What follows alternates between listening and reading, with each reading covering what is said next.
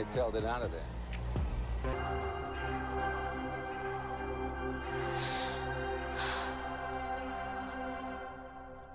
Are you crazy? Don't go between them! Go between them! Are you crazy?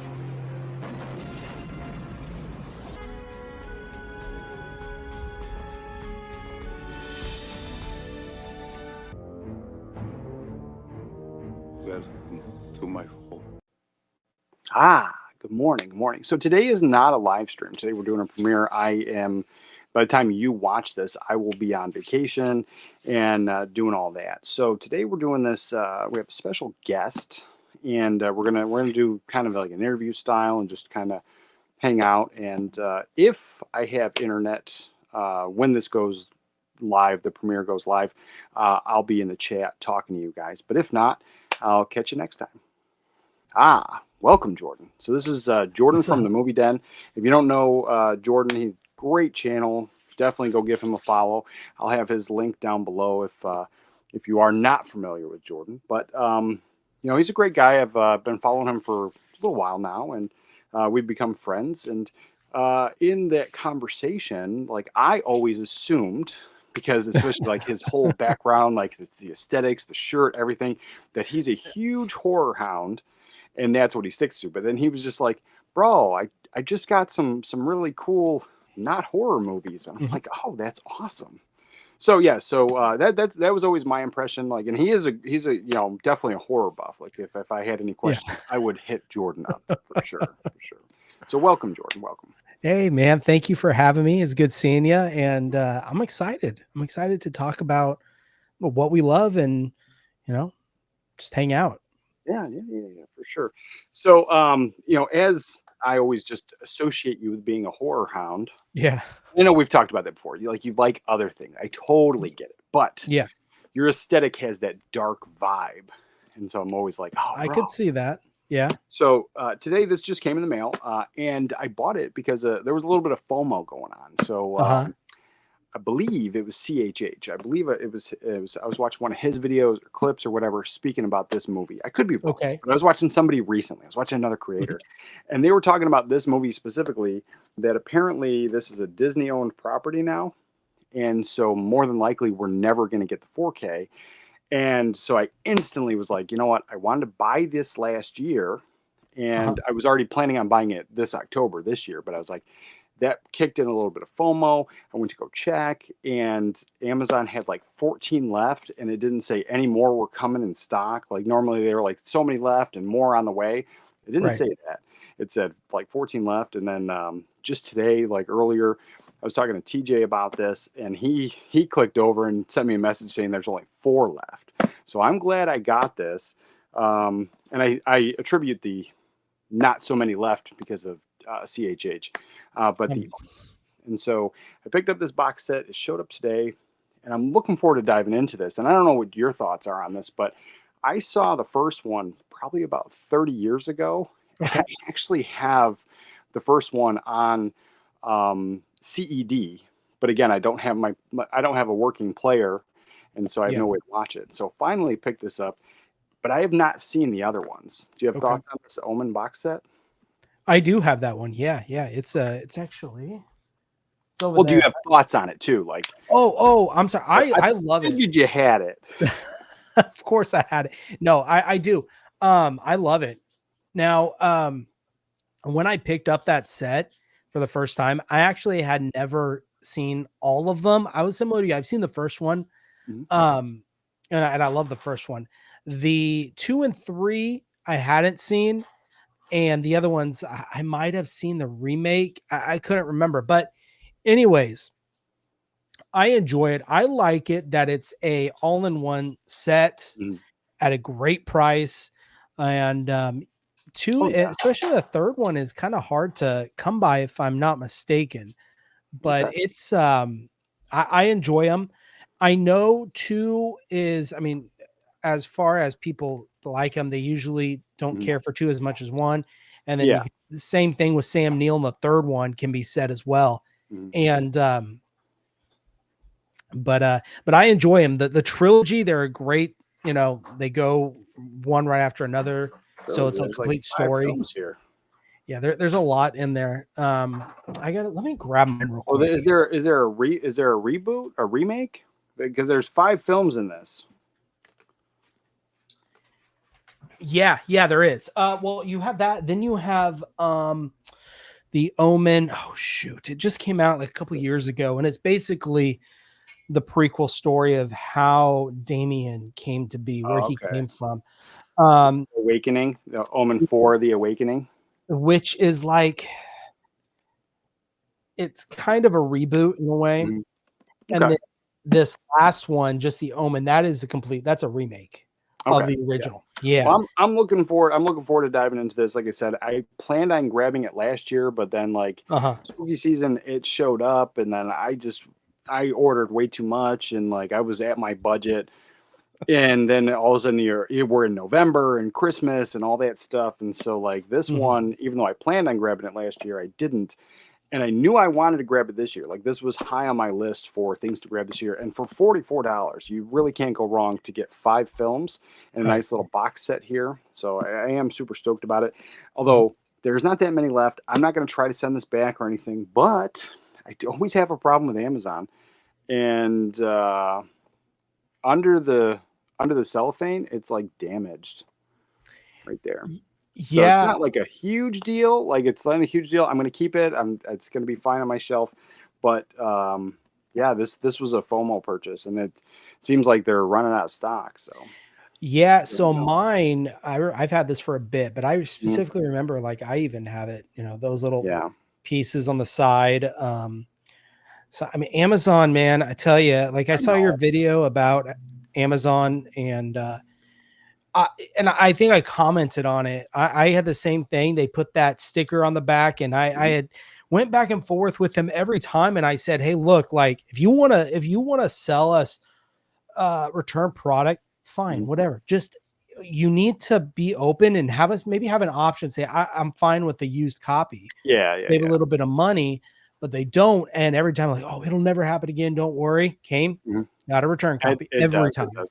But this one here, I can tell. Like it's under the cellophane. This definitely looks factory sealed. It doesn't look Yeah, like it was used. So it just happened, yeah, in the making of this. And so I right. just got luck of the draw kind of thing. So I'm not, like I said, I'm not mad, but I'm not going to send it back. Not going to send it back. Not going to do all that. And I honestly should have looked at and see if Shout still had any available, but it was just, again, it's just quick go to. I was already having stuff come and it just Yeah. kind of added to the order as one of those things. But then, as I'm getting excited for the spooky season, I launched a bunch of new stuff on my store, and so like I'm already in that mode and in that mood. Mhm. I've been watching the classic horror movies. We just knocked out The Invisible Man, and then today Creature from the Black Lagoon. So Oh tomorrow we're gonna yeah. knock out Frankenstein, and then Frankenstein, The Bride of Frankenstein, and then after that Dracula and The Mummy. After that, I think if I were to rank those, I think I like The Mummy the least. Like I That still like it. I seems still like it, but it's always like not my favorite. that seems to be the consensus, and I'm kinda there with you too. Mhm. It's just very dry and just Yeah, yeah. kind of, so I agree with You you know there. what's not dry? Abbott and Costello Meet the Mummy. Well, no. That is not dry at all, and that is something I need to get in the collection. I Mhm. love that film, and I've watched it a bunch of times, but I don't own it, so that's something I Okay. need to add this October for sure. Yeah. For sure. But yeah, so we're diving into those classic monster films and like getting into that. And I'm just just now getting my youngest kid into some horror movies, and Mhm. she's still a little too young for some of the classics and stuff like Yeah. that. So we're keeping it a little bit more family friendly. But like this year, she watched I Still Know What You Did Last Summer. She watched the Okay. sequel. She watched I Still Know What You Did, the one when they go to the Mhm. island. Yep. And that one, she was like, she snuggled into me and put my arm around her and told me to save her and protect her. And so she had that kind of thing going on, but it was Mhm. fun and I enjoyed it. But yeah, That's we good. are getting into the spooky It's season, awesome. and this is something because I've known you for a little bit, but Yeah. I don't know do you only just collect like the big chunky box sets? Are you like one of those collectors, or because I know you buy a lot of them? I do. Well, I do. Here's the thing: if the title comes in a chunky box, I will usually try and go that route. Hmm. But if not, I'm fine with other stuff. Like I just Okay. got oh man, what's the most recent? Like I just picked up this Steelbook, Salem's Lot. So just got that in. Okay. So to answer your question is, yeah, I love chunky boxes. It's a, I do too. it's an unfortunate, expensive addiction to have. Yeah, Chunky that's what I was boxes, gonna say, but is I'm fine with going the other route too. aesthetically on the shelf, if everything was a big chunky box, like it's aesthetically pleasing, I get it. But I myself, and I've been collecting since I was 16. So I was like, I don't know how long you've been collecting for. For me, so I used to collect when I was young, DVDs, that was the big thing. And even a little bit before VHS, but I was at the point I was young to where I would get a VHS, but my mindset, I was too little too young at that point to, I'm going to collect. I had a lot of DVDs and then I sold them. I got rid of them, or I can't remember. It was like my mom might have gotten rid of them or something because the whole streaming thing started. I got my first PlayStation 3 and then the Blu-rays. I got to get all the Blu-rays, kind of sold that. And then a lot of it went into storage for a long time. I had really dwindled down my collection, went into storage, and then the streaming started happening. And started watching that, and it actually got me back into collecting heavily again. And it's been almost 2 years now, really heavily collecting and diving in, completely. My wife had never seen Antonio Banderas' The Mask of Zorro. And it was on streaming one day, and I was like, I think it was on Netflix or something. I'm like, hey, let's go ahead and watch it. At this time, what I'm about to tell you has happened multiple times. And this was the last straw. We were watching it and it was late. We had to go to work the next morning. And so we're about maybe a little over about halfway. So we paused and said, we're going to return to this tomorrow night, and we'll finish the film. It was gone off of streaming. Yeah. And I was like, I'm done with this. I'm done. Yeah. I can't do this anymore. So I went out and I actually had, funny enough, a 4K player, but I just didn't really buy a lot for it, but I had it. And I went to Walmart that night and started buying stuff. And it was funny enough, I didn't own the Blu-ray. My mom did, but she's not into those stuff. I was like, hey, just bring them on over. So we got to finish The Mask of Zorro on physical. It was pretty cool. Yeah. No, I get it. Yeah, that was started. Man, the streaming thing. I was like, so I see that I don't think streaming is going anywhere anytime soon. I think eventually it'll turn into like cable 2.0, and I kind of think it's there already. But it's like Amazon and all those ones that I do have access to. They do commercials now, so like you're just watching. You're still paying. I'm paying a monthly fee for this, and there's a lot of stuff, like anything that's really worthwhile watching on Amazon. There's usually a paywall. There's usually like rent it or buy it. Those are the things that are worth it. And like anything that I own already, that I'm like, well, it's easier to click the button than get up and go get it. And then I'm like, oh, you got to pay for it. You got to rent it. I'm like, these are the things that are worth watching, and the things that are still worth watching, that are not behind that paywall, have the commercial breaks. And so it really is like cable 2.0. But what I do see is like eventually like all of the streaming services kind of coming together in this like form of cable 2.0, where you're still paying like, what cable used to be like $60, $80, $90 a month, and you can get all of the streaming services together, and then you're still going to have commercials. I think that's going to be a thing too. And so like, I just think it's moving in that direction. But then what I find is like, there's benefits, and but there's also the negatives. So it's like, I'm not one of the naysayers that are like, I only do this and I hate streaming, because I was like, I use the Amazon Prime. I use it sometimes. So it's like, I think it's a poor business model. And like you said, like it's gone. And or like it's going to get moved to a different streaming service. And if you don't have that, you're kind of SOL. So owning your favorites on physical media and just having this copy, I can watch it whenever I want now. And that's just the benefit of it. And that also includes the TV shows and all that stuff. But in that, in the collecting, so I don't know if you were really heavily collecting when this set came out. And so I just didn't know if you had this one, the Psycho Arrow Video 4K set. I do. It is. Well, it's over there, but I do have it. No, you don't have to show it if it's not in reach. Like if you have it, I believe you. Yeah. But he's like, I have it. Let me go get it, or you won't believe me. No, But no, no, I I think have so. it. I brought this out today because I was hanging out with a buddy of mine, Dan, and we were hanging out kind of like this, where like just like almost like a Zoom call. And Okay. this conversation came up because he didn't have it, but I did. And what I didn't know is they did another version of it that only had 2, 3, and 4, and it didn't include the book. Yeah. And so it was much cheaper because this is gone. This is sold out. This is crazy. Like the cheapest I saw on eBay was $170. And then on Amazon, it was like two something. And so it's Mhm. just like, I was like, whoa, man, that's I know. crazy. Cause I think I No. paid like 50 or $60 for this when it came out. Cause Mhm. this was a day one. This was back when I was heavily pre-ordering, and this was a day one purchase. And I imported it from the UK, and I mean, so I might have paid more than the 50 or $60, but it wasn't Yeah. like crazy like it is now. And so Mhm. that's something I'm glad to have. And that's something I like to revisit all the time. But as a horror hound, like, is this like a staple? Was this like a must have in your collection, or is Oh it yeah. just I come up mean, at some point? not only just because of the film itself, Alfred Hitchcock. I mean, it's so iconic. Mhm. The whole idea, the bait and switch of having Janet Leigh, your lead Oh, actress, very well known at the time, yeah, yeah, yeah. to get killed off as early as she does. Hmm. Um, and of course they did the exact same effect with her. Well, not with her daughter.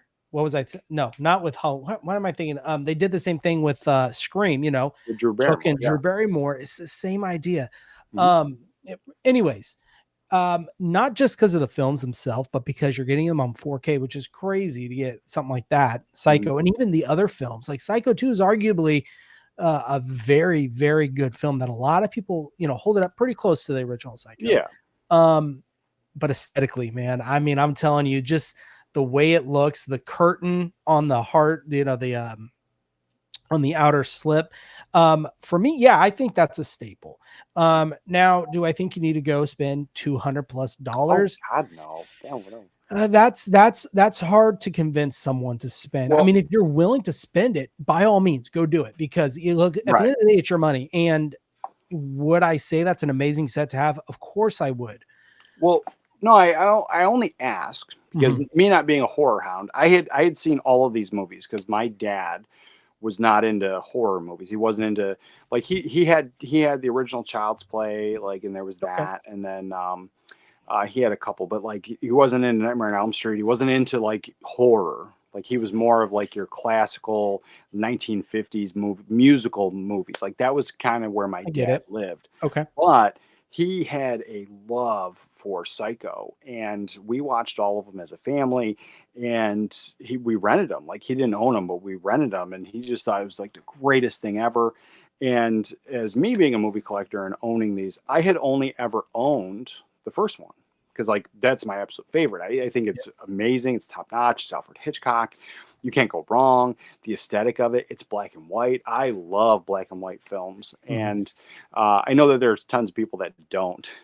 But like if you can get an amazing restoration on a black and white film in 4K with Mhm. some good HDR, it looks amazing on the modern televisions. But like I've told everybody before, I still have these old CRT TVs in the house. I have quite a few of them, and so like I'll watch an older format in black and white and still enjoy it. But I only ever had that first one, and I had the 4K.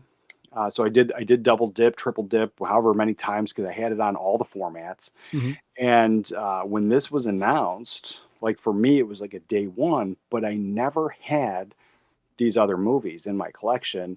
And so when I got this, that was the first time I had revisited it since the 90s. So like I just didn't know, like, as being, you were definitely more of a, oh, you're more into horror than I am. And so like I just didn't know if like this was a staple, like you had to have this in your collection, like all of them. I would say so, especially if you're a completionist, and Mhm. I arguably one of them. It's just like the Friday the 13th movies. Look, I'm not a fan of every single one. I think Jason X, my opinion, is probably one of the worst. And even Halloween, that's my Isn't it absolute. when he goes to space? Yeah. It's fun though. It's Oh, it is fun. fun. It is That's the fun. thing. Like I'll it's give you that one. horrible, but it's fun. And so like Leprechaun, when Leprechaun goes to space, Oh gosh, I can't believe it. fun. Anyways, It's fun. so with or with like Halloween, that is my absolute favorite franchise, but I'm a completionist to the point where I'll buy Halloween Resurrection. Yeah. I can't stand the movie, but I shouldn't say I can't stand it. I like it because it is within the story of Michael Myers of Halloween. Okay. Do I like the choices that they made in the film? Probably not. So all I'm saying is, look, if you're a horror fan, I think the Psycho movies are a staple. At least, definitely 1 and 2. But look, if you're going to go 1 and 2, just go get them. And especially now that they have the set with all of them except the first one, that's a great way to get the other films because I think it was only like $40. Like I don't think it was like a it's not crazy bad. price. No, You on know, 4K too. Like that's yep. amazing, And with booklets, look, it sometimes takes a certain physical media lover and collector to really crack open those booklets and really read through the essays. I know some people don't. And so I think that is a great option. I think Arrow does a really good job with that, is they really will bring out, lack of a better term, the dumbed down versions of their big box releases. Yeah. For that reason. And I think that's a great option for, especially if you're trying to catch up. And I think that's a big thing. And it's hard, with some collectors, is if they show up to the game a little late, it's like, oh, I gotta catch up. I gotta buy all these, insanely overpriced titles on eBay. All that to say, I know I'm rambling, but all that to say, yes, you're right. I do think that's Psycho is definitely a horror staple for sure.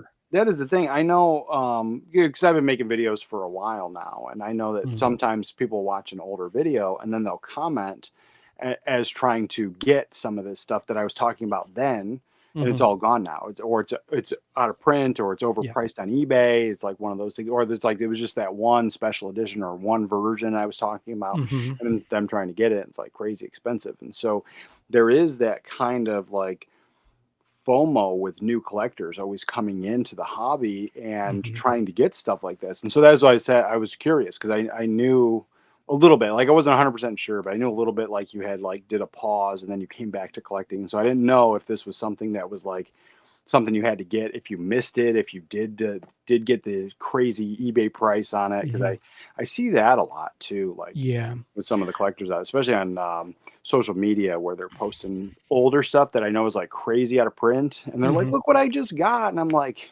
wow. Wow, I know those are really expensive on eBay.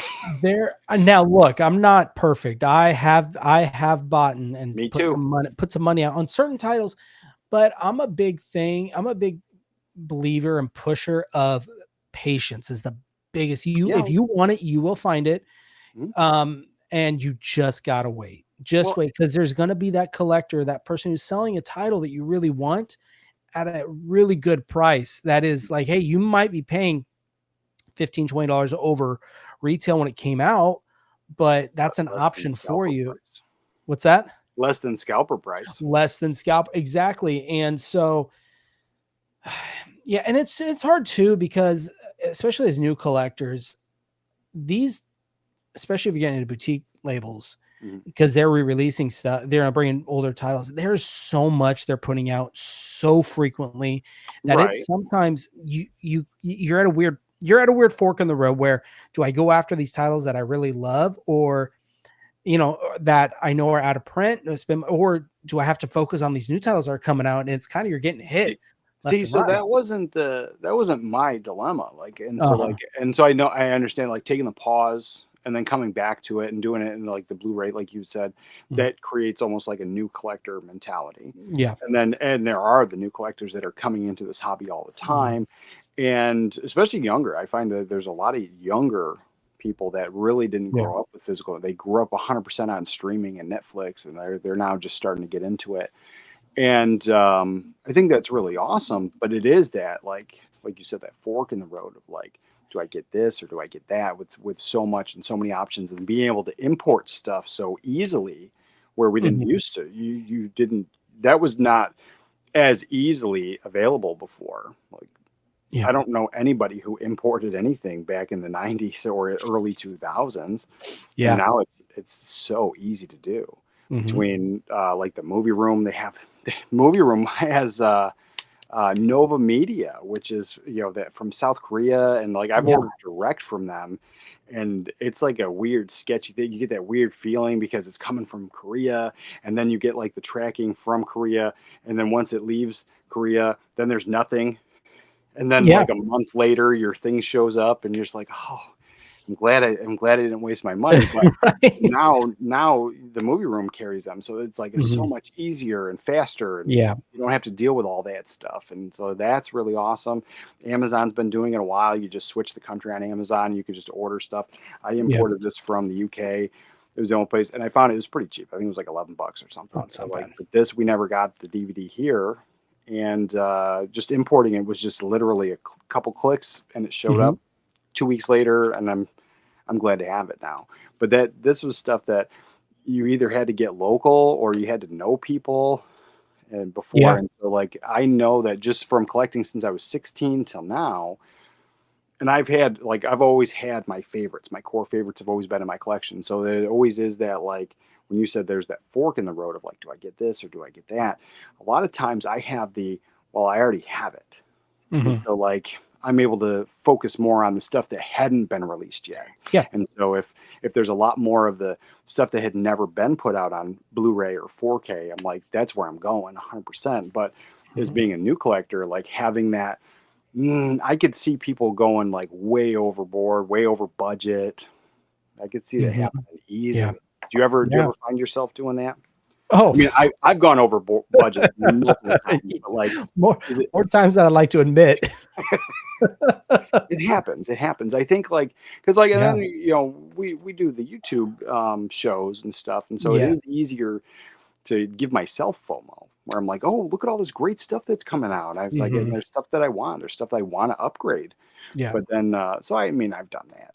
Mhm. But I just couldn't imagine if I didn't have the collection and I was just starting out and I Yeah. wanted to get all my core favorites, wanted to get everything on 4K.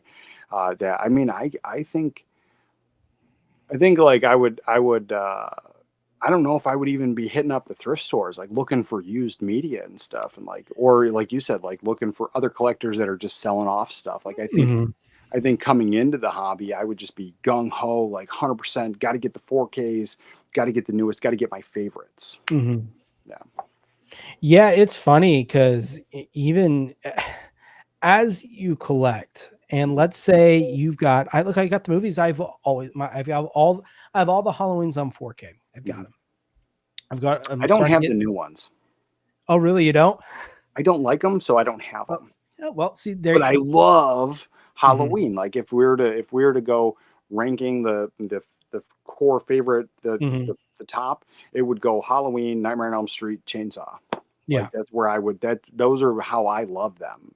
Yeah. And so like I do love Halloween. Like Mhm. that first movie I think is absolutely amazing. Oh, But yeah. the new ones I didn't like them. I don't Mhm. have them. I think it's funny that you talk about new collectors. You know, they got to get the 4K, and I see that, and I see that because look, I'm on YouTube. I see the comments. I'm on social media. I see the people what they Yeah. say. I'm on Facebook. I see what people say. So I'm well versed in seeing what old collectors versus new collectors. And it's funny, you see some of these old collectors, they've been collecting for years or what have you, and they have the 4Ks, and now they're starting to, I want to go get the VHS. I want to get the laser disc. I want to get the DVDs are starting to become kind of a collector's hot item now, right? Yeah. Yeah. Yeah. As Um, I'm trying to get rid of my DVDs, like people are really it's a buzz now. yeah, right. I know. And I feel like that's going to be the next big boom. Well, you have the nostalgia. You have the Mhm. kids that were growing up with DVDs that are now Yep. old enough to buy stuff. Yep. So there's that aspect. But then when I go thrifting around here, the cashiers, and I'm buying VHS and DVDs, and the cashiers are almost always telling me how like I'm the oldest one doing this. Like normally it's younger kids, or it seems to be like the eBay resellers like type, or Yeah. like the ones that actually love movies and are trying to buy movies. And they're telling me like, teenagers and like young 20-year-old kids are like buying up all the DVDs and stuff. And I was like, well, they all can't be eBay resellers. They gotta, you know, there has to be this like boom of younger generation getting into just owning their movies. And I kind of feel that it was like those were the kids that were growing up with DVDs, and so there's that nostalgia thing. Oh, of course. Yeah. But yeah, I agree with you. It's and it's hard too, because especially you've got movie. I know I keep talking about Halloween. It's just top of my mind because I like Halloween. we just were talking about it. Is the and I think those ones are easier for new collectors, like titles like those, to get on 4K because they keep re-releasing them. They keep putting them back out on 4K, which is nice. You know, nice. Yeah, for it new keeps collectors. your interest. Yeah, we'll keep it.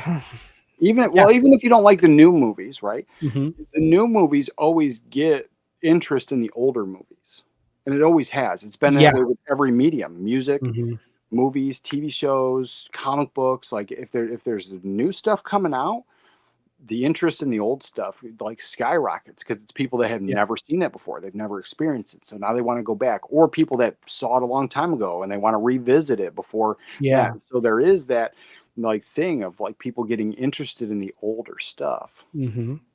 Yeah, I've been really getting into. It's funny you say that. Like the like I just purchased the Blair Witch on VHS, and I miss watching the VHS. Man, that was a cool thing, especially movies like that, like Blair Witch.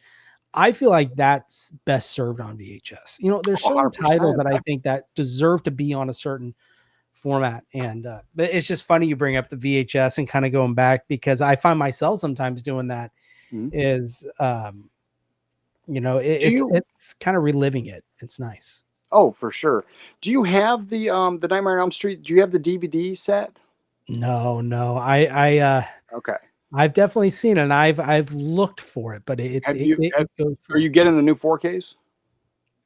I am.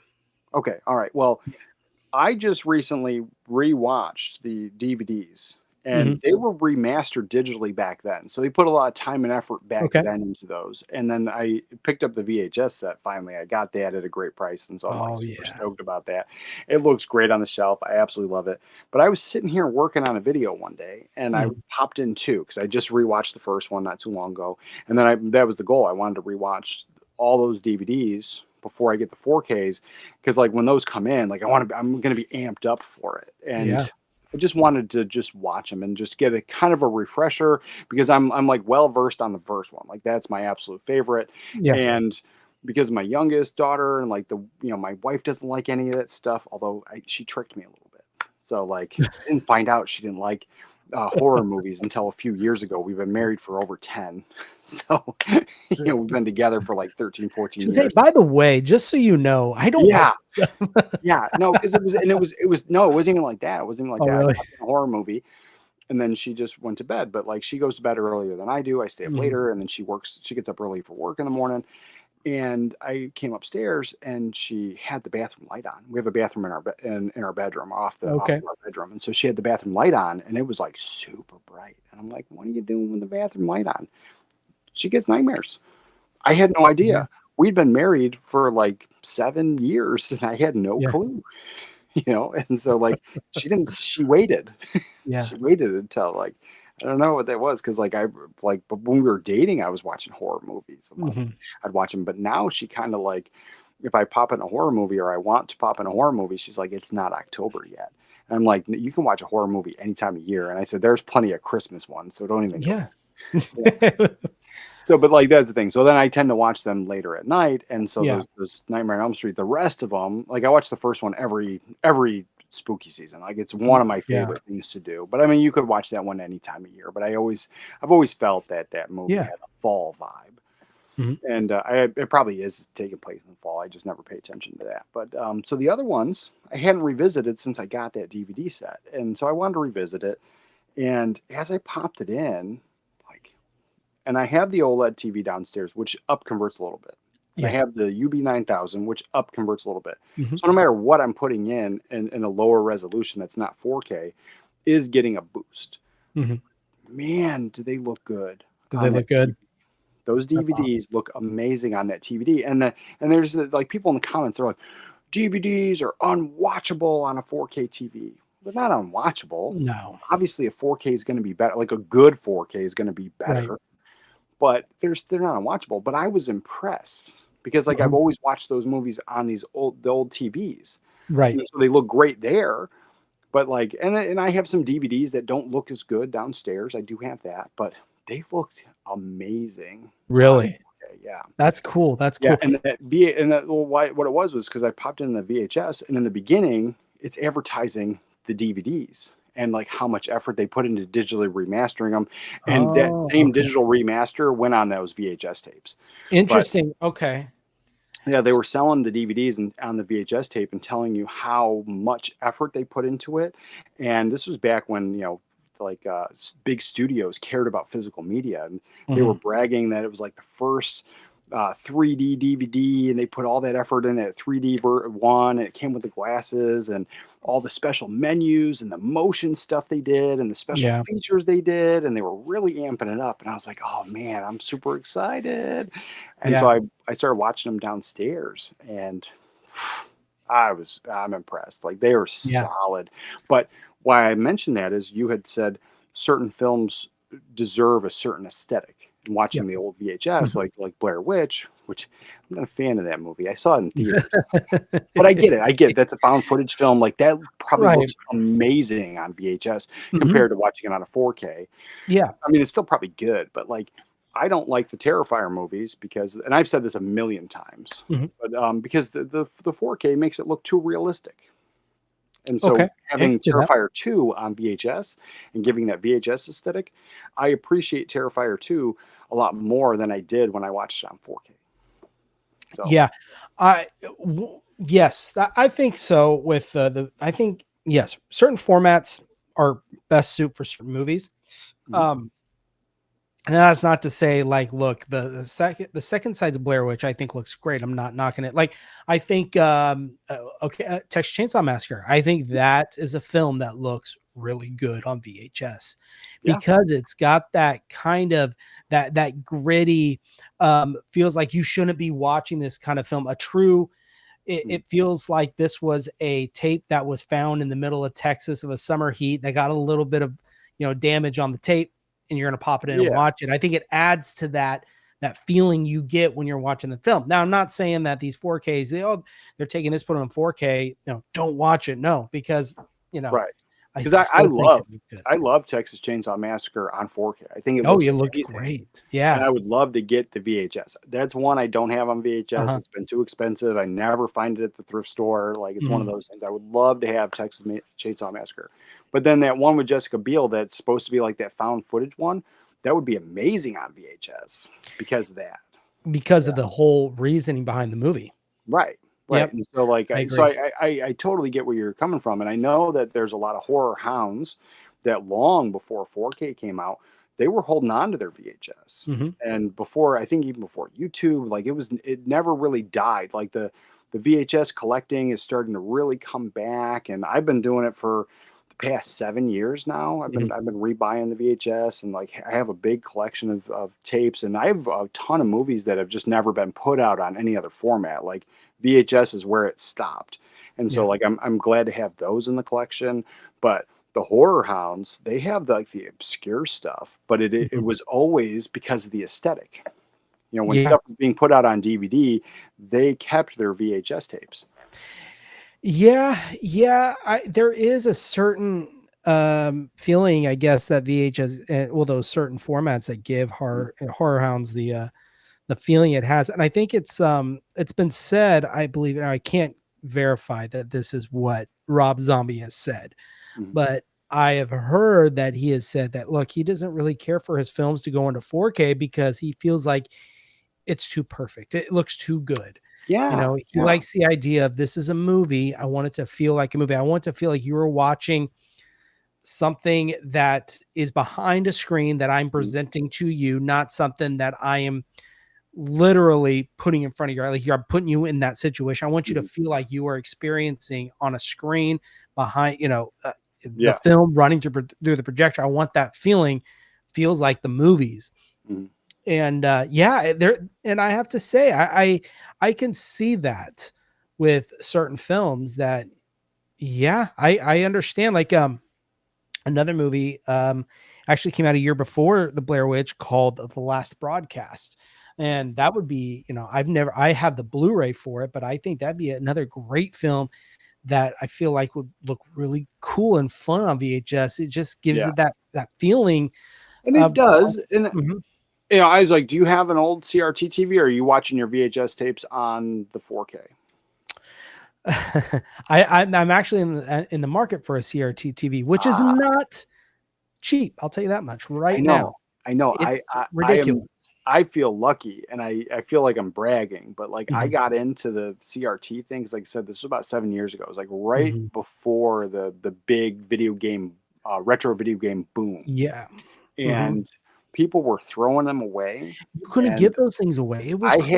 I have 8 like TVs, but I one was actually broken, so I just got rid of that one. So I have Mhm. 1, 2, 3, 4, 5. I have 5 CRTs left, Mhm. and 4 of them are hooked up, working and used on a regular basis. And I got all of them for free except for the 36-inch Sony that I have downstairs. I paid $35 for it. Yeah. So, and the story was the guy was selling it. It was in his dining room. His mother had just passed away. She retired from her job, and that was a prize she won at the retirement party. They gave her this Really? 36-inch Sony Trinitron tube TV with the flat screen, but it's the big Trinitron TV. They Mhm. gave it to her, and so he sold it to me for $35 on Craigslist. I went and picked it up. He helped me put it in the car, and that's the only one I paid for. All the rest, there were curbs. Like I was driving one day and somebody was carrying one out to the curb, and I asked him, I said, does it work? He said, yep. I said, put it in my truck. Yeah. I was actually, it's funny. And I'll drive around and we have yard sales in my town and stuff. Yeah, And yeah, yeah. always looking, because I've even looked on like Facebook Marketplace, and you'd be surprised. There'd be like a small, like 19-inch, maybe Mhm. it's like 13-inch, TV with the VCR combo. I mean, those Yeah. things were, I remember those, man. Those were We have one in the, my daughter has one in her room. those are so Yeah. cool, man. But anyways, um, over $100. I was like, are Oh you yeah. kidding me? Like this, Yeah. what? 7 years ago, you couldn't give them away. I know, that's what I'm saying. Yeah. So Yeah. And it's, if you take them to Goodwill, Mhm. Goodwill just throws them in the dumpster. Yeah. I tell you, They won't take them anymore. But I was like, man. they're worth a fortune right now. Yeah, Yeah. exactly. So I'm glad I got mine. I hope they last Mhm. a long time. And Mhm. but I use them regularly. I use them on a daily basis. And so Yeah. like it's been enjoyable over the Mhm. years to just pop it a tape and watch it on the old CRT. But we do have a VCR hooked up to the 4K, and Yeah, how does that you look? it like I said, it still up converts a little bit, but like you're watching a VHS, it's a low quality, it's not the greatest. What it Mhm. feels like is, so you had, 20 years ago, most of us had either cable TV or rabbit ear antennas. Mhm. And so that's what it feels like. It feels like if I pop in a DVD, it feels like I'm watching cable TV, but if I pop in a VCR down there, it feels like I'm watching rabbit ears, where it's like a little bit fuzzy, a little bit grainy, but I can Yeah. hear it and I can see it. Yeah. And so it does bring that aesthetic, and we don't do it often, but we do a family night. And so like Sunday nights, we do 8 o'clock at night. We watch usually an old Disney movie, because like back in the day, like that's on ABC was the Disney Sunday movie. And Oh, so at that's 8 o'clock, that's what I grew up watching. And so like I brought how I grew up into my family's life, and Mhm. as they're growing up. And so it's something that we love to do. And the unfortunate thing is a lot of those old movies never made it to DVD or never made it to Blu-ray, Yeah. and so some of those older Disney ones we have on VHS, and so we still will watch it downstairs, Mhm. or we'll hook up this older projector I have, and I have it's a 4:3 projector, and then the screen is a 4:3, so it's square like the old Yeah. CRTs, and we'll watch a VCR tape on that, and that's cool too. That actually looks a little bit better than watching it on the 4K, because that projector I think is like 720 or 1080, so it's not bad, but it does Mhm. the 4:3 box. So Yeah. That's really cool. I like that. yeah, Um, especially with Disney movies, man. I grew up with Disney movies and Disney in general. So that hit home right there. Telling you that story. That was really cool. Well, it is. I'm telling you, man. I was like, I know you got the wife and all that. Like, I don't know Yeah. if you had any kids or anything, but like, if you had, just Mhm. like a family movie night, Yeah. 8 o'clock at night, just popping it, and like nothing new. Mhm. And we don't ever do the animated ones. It's always the live action. So the stuff that would have been played at 8 o'clock Sunday Yeah. back in the '90s, or Mhm. they did it in the '80s too. So they did it for a while. And like Pete's Dragon or That Darn Cat, or we found like one I never saw it as a kid. I watched it. I found it as an adult. And it was I forget the name of the damn movie. It's the cat's an alien. So our cat from outer space is something. The cat's Okay. an alien, and it shows up in a ship, and then the cat has like a collar and can talk to the guy through telepathy. It's a cute movie. It's fun, Yeah. super fun. It's one that we revisit often, and I only have it on VHS, and then I don't think it got released anywhere else in the world. Because I Really. have a friend. I have a friend that he lives in Australia, and there's times where we talk about movies, and I'm like, we like a lot of the same things, and I like a lot of older movies, Uh-huh. and especially anything with Dean Jones in it. I gotta watch something like that, and I'll tell him about it, and then he's like, we didn't get it, and like that was the thing, and then Huh. like I did talk about some of my favorite movies, and I think I did a whole video on that. How we different nights of the week we watch different things like we did back on cable back in the day, and so we stopped binging TV and binging stuff, and we started watching one episode of a show on a certain night every week, and so That it that's stretches cool. it out, because like when you binge it, you're like, you're give me the next thing, give me the next thing, and then Mhm. you don't get to enjoy it. Mhm. And so like that Wednesday show, like I'm not the biggest fan of the show, but my daughter loves it. Yeah. And so instead of watching all four of them that they put out, we watched one on Sunday. We're going to watch the second one this Sunday. And so it stretches Yeah. it out, instead of, because there's going to be like 8 episodes total. And you're like, you knock those out super fast, and you're just like, Mhm. give me the next thing. And so Well, like, yeah, not only that, it also burns you out sometimes. it Like that's my does. biggest complaint, So my wife, she loves TV. Like TV is how I am with movies. She's that way with TV. She Mhm. loves TV. She watches her shows, and she'll binge them, and she has no problem with it. And some people do, that she can watch an entire season over a weekend, and Yeah, I mean, that's I've done that, but so have I. not as fun. It's not as But fun. it gets to me, and my biggest thing with TV, and so I'm gonna try that. There's certain TVs that I can just watch. Like I think we've talked about it. Friends. That's a TV show that I can Yeah, just I they could just binge run that. all day. I don't I care. could watch that anytime. Same thing. Yep. I love Yep. Friends. Yeah. But there's certain shows where it's like she's trying to get me to watch shows, and I'll watch a couple episodes, and she'll want to watch 2 and 3 a night. And I'm thinking, I'm Yeah. kind of burnt out. And she goes, why? They're only 30 minutes. I said, I understand, but we're watching 4 a night, and I'm still don't know this whole story. She goes, well, what's the difference between TVs and movies? I said, well, movies, you sit down for max 2 hours, 2.5 hours, usually an hour and a half, 90-minute movie. Mhm. You get the plot and everything in that one little time span, and you're good to go. And that's what I Right. love, is I can really just get the entire story. And that, yeah, I'm going to be spending more time there, but I don't have to invest as much. So I'm going to try that once a week thing and see that'll probably fare I better for me. recommend it to everybody. It has not only has it changed like how we enjoy the stuff, Yeah. it changed my daughter's attitude. Like she was Okay. actually getting like she was like a little turning into like a little monster. And then she was also reenacting like what the, because like almost all the shows and all Mhm. the stuff from like the '90s till now, even the cartoons, like the kids are kind of crappy to the parents. Mhm. And then we were binging that stuff, and she was doing that, and Mhm. I was just like, whoa, you need to slow your roll. Like if you lived in my mother's house, she would have whacked you with a phone. Like, like I know it's 2025 and I can't do that, but Yeah. I'm just Yeah. saying, like you need to watch your tone. Yeah. And I'm also a really big guy. If I ever did give her a real whack, like she'd go, So like, so it's just one of those things. I'm very very like the gentle giant around her, but like Yeah. I'm like, whoa, you need to slow your roll. And it Yeah. dawned on me, it was the TV shows. She Mm-hmm. was just repeating what she heard. She was acting what she heard, and it was just because we were binging it, and it was just that, like, it was almost creating like an adrenaline thing, almost like crack. Like, give me the next thing, give me the next thing, give me the next thing, Mm-hmm. because it's over. We need something new, and then spreading it out. And it not only did she start like I always joke because I'm an indoor cat. I always have been. I don't really like to go outside. Unless there's a reason to go outside. I got to mow the Mm-hmm. lawn. I got to go outside. I got to take the trash Mm-hmm. out. I got to go outside. We're gonna Yeah. barbecue. I'm gonna go outside.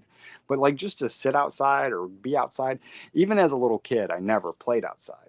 So the joke is I'm an indoor cat, and Mm-hmm. my daughter is like the exact same, but and she's also like super afraid of bugs, like and things Yeah. outside, like birds, like crows, like she's afraid and wants to Yeah. come in the house. But we stopped the binging and we started doing the like, on Wednesday nights we watch Home Improvement. One episode of Home Improvement on Wednesday Oh, night that's at a 8 o'clock great because that's show. what it was Yeah. when we were kids. Mm-hmm. And and every night of the week has a different 2 TV shows. From 8 to 9 o'clock, we watch 2.5 hour episodes of a different show every night of the week, and that way we're stretching it out. We're not rushing through the seasons, and then also like certain things like that show for the TGIF because we do TGIF on Friday, so we watch all those old shows. But the one with Ben Savage, the Boy Meets World, Boy Meets World, Oh that show yeah. goes from Yeah. him being a kid in middle school to him being an adult. And then every season, and then they talk about sex and they talk about adult themes, and then there's that. And so as we were binging it, she's 8 years old now. Well, she's 8 now, so she was like 7 years old, and like they're starting to get more adult themes and adult Mm-hmm. things. And I'm like, why don't we just try this? And I'm telling you, not only did it change the attitude, but then she started going outside to play. Mm-hmm. It's almost information Yeah. overload. And it's, especially, and I would even argue adults are that way too. Mhm. They almost don't know what to do with it. And they kind of, it affects them. It definitely does. And so, yeah, that's interesting. I want to try like, you might make my wife happy there for, make me watch some TV shows with her. We're Yeah, doing, like, doing and one it's a just week. you plan it, you don't have to do it every day of the week like I do, but just plan it, like a certain Mm-hmm. show, and then Hmm. you make it your show, like yours and hers, Yeah. and maybe it's more hers, but yeah, it's your show you guys do Yeah. together, Right. and it Yeah. really does change the entire dynamic. Hmm. Like, it really does, like, because my Yeah. wife isn't, like, super into TV. There's things that she likes, but, like, I have almost 3,000 movies, and, that doesn't include that because I can't count the ones that are in this closet because I got a shelf in front of the closet. So I packed up all my VHS. So I probably have over 3,000 movies. Hmm. But so I have that many movies, but out of those, there's maybe 100 that she tolerates, 10 that she likes. Hmm. And if I'm like, "What's your favorite movie?" She goes, "I don't know. I don't have a favorite movie." But I'm like, "There's 10 movies I know you like that you'll watch Hmm. anytime, all the time. They're only in this collection because you Yeah. like them. I don't." And so it's just like, Hmm. but I'm like, "What's your favorite?" And she didn't have a favorite movie. And so like that's the thing is like, so she sits on the sofa and does scrolls on the phone, does her phone thing most of the time. But when we do the family time, when we Uh-huh. do this, like, all right, 8 o'clock at night, we're gonna watch this. She actually puts the phone down That's and she cool. pays attention. And so it's Mhm. kind of a cool thing because like I've watched a million movies with her sitting on the sofa, and the entire time she's on the phone. She's not watching them. She could care Yeah. less. Yeah. Mhm. Very cool. Yeah, that's Yeah. awesome, man. That's Yeah, really it cool. does. It changes the dynamic. It's a really cool thing. I recommend it to everybody.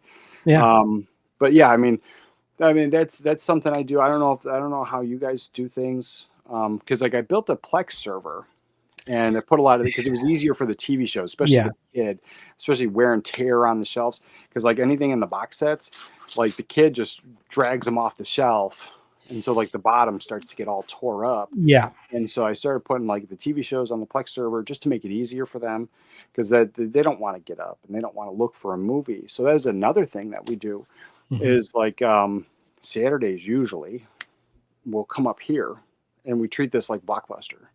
That's And cool. so we each pick a movie Mhm. that we're gonna watch, but then I have to like pick a movie that I know that they'll both like. So it's Mhm. really like they picked a third movie. Yeah.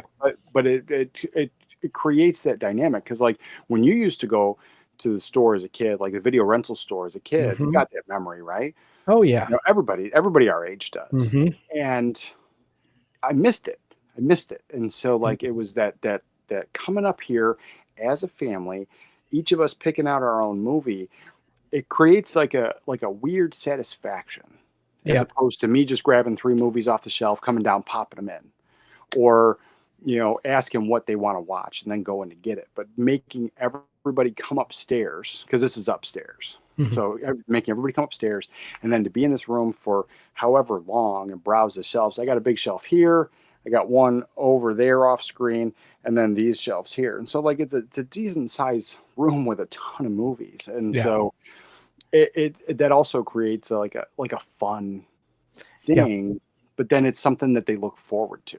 Mhm. Where before it was always like, again, the phone thing. It's just like it's almost Mhm. like background noise at that point. But Yeah. when you go to physically pick it up off the shelf and you pop it in, it's almost like theirs at that moment. Like for Mhm. that hour and a half or 2 hours, it's their movie. Mhm. And that's Yeah. how it creates. And so like I the people that in the comments when I make a video and I talk about stuff and they're like, get rid of all your movies and just go streaming, and they're like the streaming pushers that are in the comments, and I'm Mhm. just like, man, the death by scrolling, I could not sit there and do it. Like it's Oh one, yeah. you can't find anything, and two, like Mhm. like I said, I don't have all the streaming services, but the one I do, like Amazon, anything worth watching, you got to pay for it. Yeah. Well, too, the thing, and I've been caught up doing that is the scrolling, trying to find something to watch, or and also too, I've noticed it's the mindless scrolling, and then when you find something, you say, "Oh, I'll watch this." Because you settled. Exists, and then in the back of your mind, you're thinking, "Well, the other movie's just 2 clicks away. I'll just stop this one. I'll go to the next one."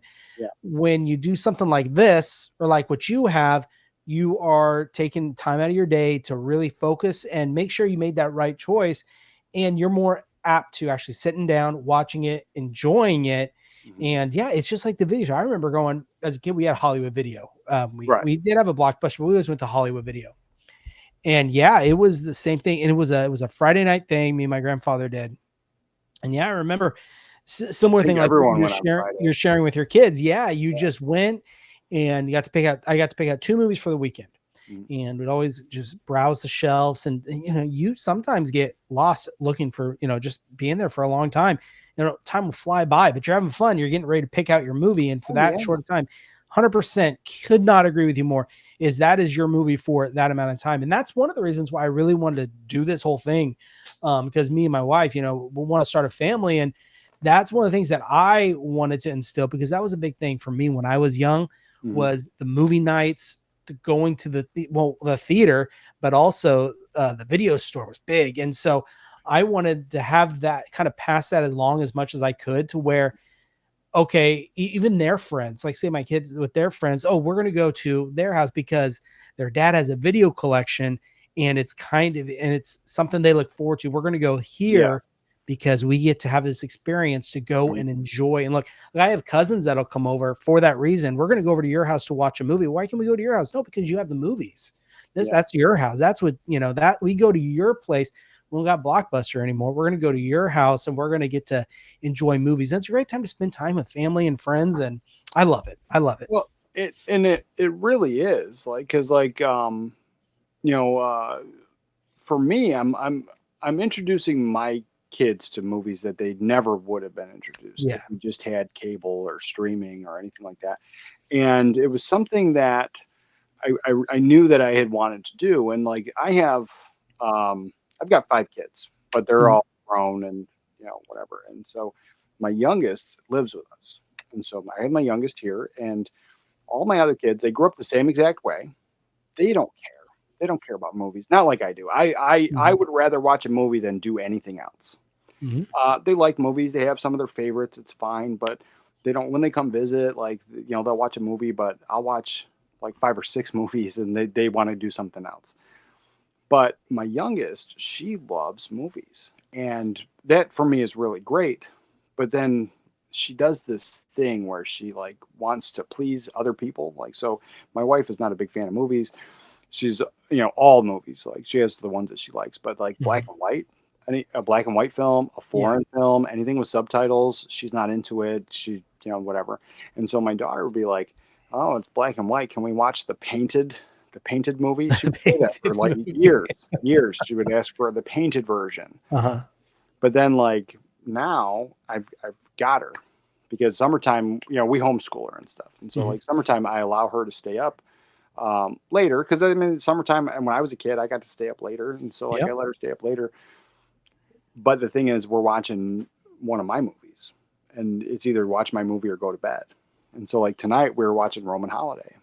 It's a, Audrey Hepburn, Gregory Peck movie. It's black and white. I think most kids at 8 years old would find it absolutely boring. She loved it. That's awesome. Absolutely loved it. So and cool. I mean, it's a classic. Next, I think I'm gonna get her to watch Sabrina because I like that one better. I think that was a great movie. But in these older black and white films and stuff, and it's one of those things where I find it funny because like during the day, she's like, "Can we watch a painted movie?" If I try to watch an old black and white film, but to be able to get to stay up, she's actually sat down and then found out that she's enjoyed them. And then has had conversations. She's like, I don't really like black and white movies, but some of them are pretty good. Yeah. That's funny. Black and white movies. I tell you, I've always liked them because I had a black and white TV when I was in kindergarten. So I had a black and white TV in my bedroom. And so like black and white has never bothered me ever. Yeah. There's so many great films you can find that are out there that are just in black and white, old school movies that are just phenomenal. Well, I think one of my favorite is The Roaring Twenties. I think that is such a good film. So some of the older ones. Oh, really? So yeah, it's a great movie. Check it out if you haven't. I will. I'll check it out. I'll check it out. But like that's as you say, it's like so funny. Like that's the thing is there's movies that you don't think about. Like and they're damn funny for being like in an older time. They didn't talk in a certain way. And now like modern cinema, and I complain about modern cinema all the time, but you get a lot of that banter, that double talk, or it leans heavy into one way, or there's a lot of cursing, a lot of swearing. And it's almost like a shock value thing where like they say things and then you might laugh because it's like a little jarring. But the older films, they didn't say that type of stuff, but I still find myself laughing like ridiculous. Like some of them are just damn funny. Yeah. I mean, even the old TV shows, Black and White, I Love Lucy, man, I tell you.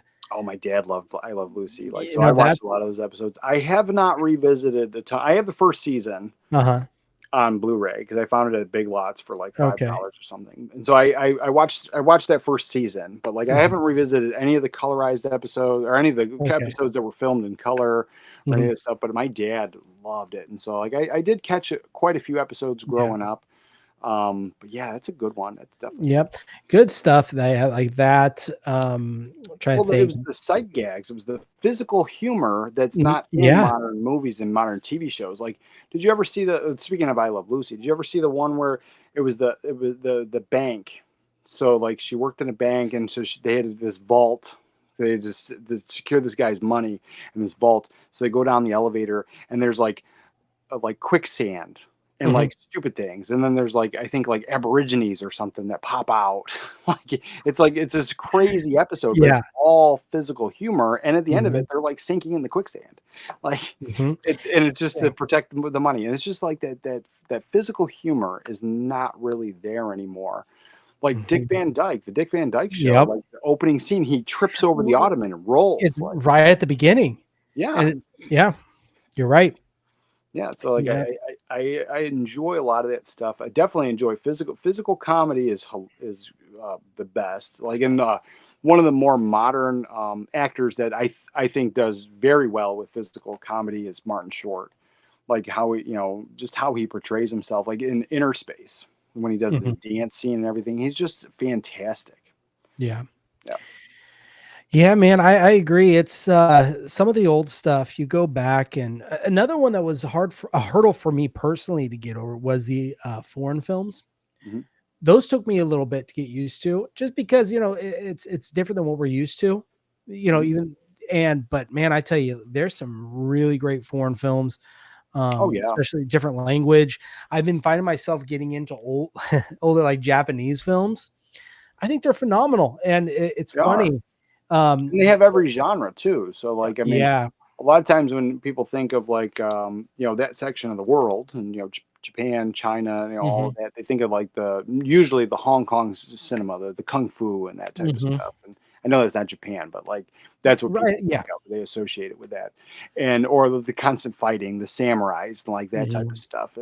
And while they have plenty of it, they have every genre, and Mhm. I've enjoyed quite a bit of it. I mean, clearly I have not watched all of it, Right. but what I have watched, I have really enjoyed. And I mean, Mhm. I've been really diving into the Hong Kong cinema lately, especially Jackie Chan stuff. Big fan of Jackie Chan Mhm. stuff Yeah. from China. Like I think they're absolutely fantastic. But it's stuff that like I was never introduced to here, and Yeah. I wish I was. Mhm.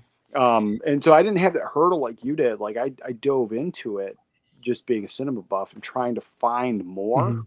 And Blockbuster had some of that stuff, but they never had any of the Hong Kong stuff. They never had any of the good kung fu movies. You know, they had all the Bruce Lee stuff, but like they didn't have Mhm. any of the foreign stuff. Yeah. You know, and so like there was that. But and I have the VHS here, Bo Pierre, I think that's how you say it. It's this French film about this like teenage girl who falls in love with her stepfather. And it's you know it's a movie that's not for everybody, but I remember Right. renting it as a kid at Mhm. Blockbuster. You know, so Yeah. you know, it's like, and as a kid, I get to Mhm. see naked lady. I'm like, I'm Oh in. heck yeah, dude! As a kid, that's where it was. Yeah. You know, it's fun that, and that's another thing with physical media that I love is even studios now. They are really, I've seen some really get into titles that look I have never seen or that would have never made it to these modern formats. I think a big one. Um, this this came out last year. It's horror, shocker, Yeah, I'm shocked. but Surprised. well, you're right. But it's from a company called Cauldron Films. Now, you've Yeah, heard of, Cauldron. I know Cauldron. Yeah, Okay, I don't own any Cauldron films, but I so the know. Houses of Doom, and the reason I bring this up is it's so cool because these are Italian films. Mhm. Of course, Italian horror. Most of the time in Italian cinema, they do speak in English, but it's redubbed in English.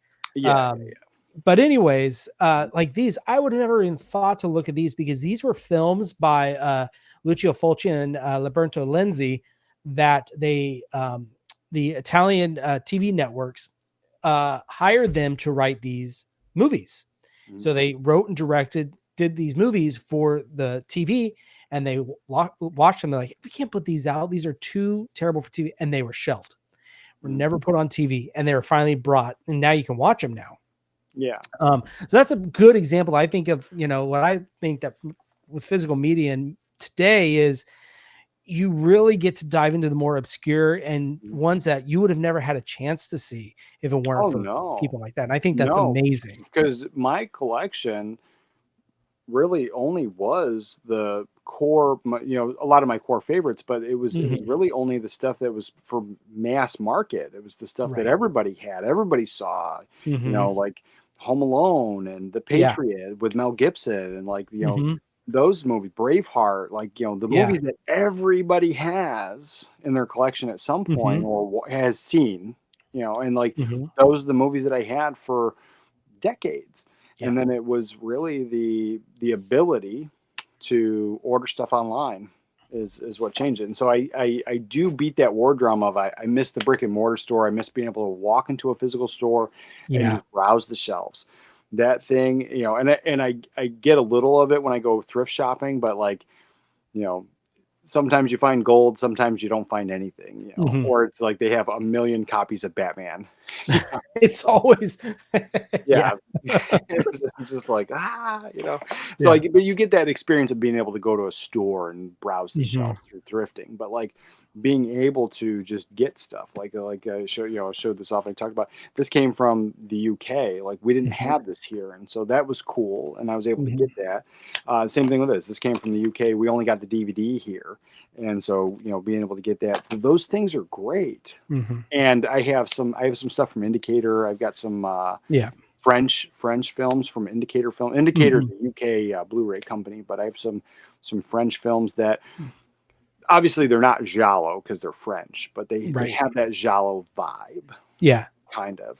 You know, Mhm. and so like you know they're cool and there's that type of stuff, but like yeah, like the real obscure stuff.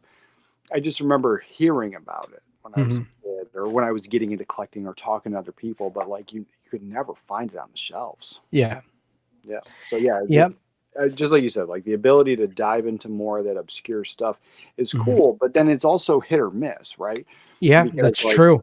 for me, I've enjoyed some Vinegar Syndrome titles, but they were leaning more on that mainstream or stuff that I would have watched when I was a kid, like Mhm. How Comes to Frogtown. I freaking love that movie. It's one of my favorites, and Vinegar Syndrome put out the Blu-ray. Yeah. Amazing. But then I have like Vinegar Syndrome that ended up being an adult film, and I didn't know what I was buying because it was on sale, and I was like, ah. Yeah. And then I get it, and I start watching it, and I'm like, whoa, whoa, whoa.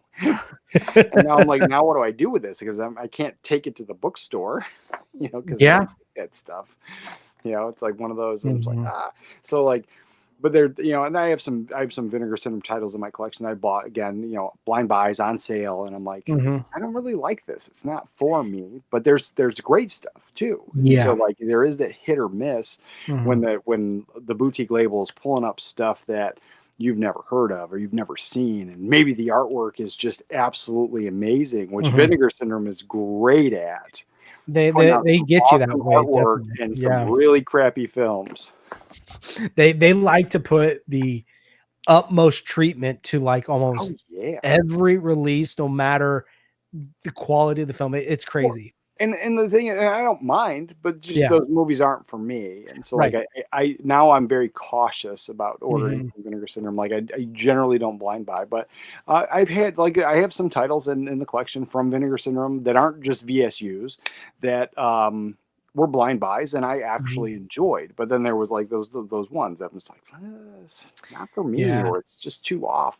But the thing is, I've always had this like firm belief of not every movie is made for you, but there is a movie for you. And so Mhm. like, that's the thing is like whether, whatever crazy title that Vinegar Syndrome puts out that I might just hate, there might be 100 people that think that's the greatest film in the entire world. Yeah, that's You know. true. So Yeah. yeah. Did you I was gonna ask you, you talked about brought up VSU. Did you pick up Mac and Me? Because I feel like that's a title you might have watched. No, I watched it when Oh. I was a kid. Uh-huh. But I did not pick it up. I want to. I thought about it, but like Yeah. I definitely kind of like put it off, and I don't know if it's sold out now. So it's Oh, one of I don't those know. like I know like everybody in the community was like super excited, and so Mhm. for me, I don't know if you know, but I put off pre-orders because like what was happening, like I was going like over my budget. Mhm. Pre-orders were getting me because I'm pre-ordering stuff and we're paying for it up front unless you do Amazon. You're paying Mhm. for it up front, and now I'm out that money for my movie budget, and then I don't have movies.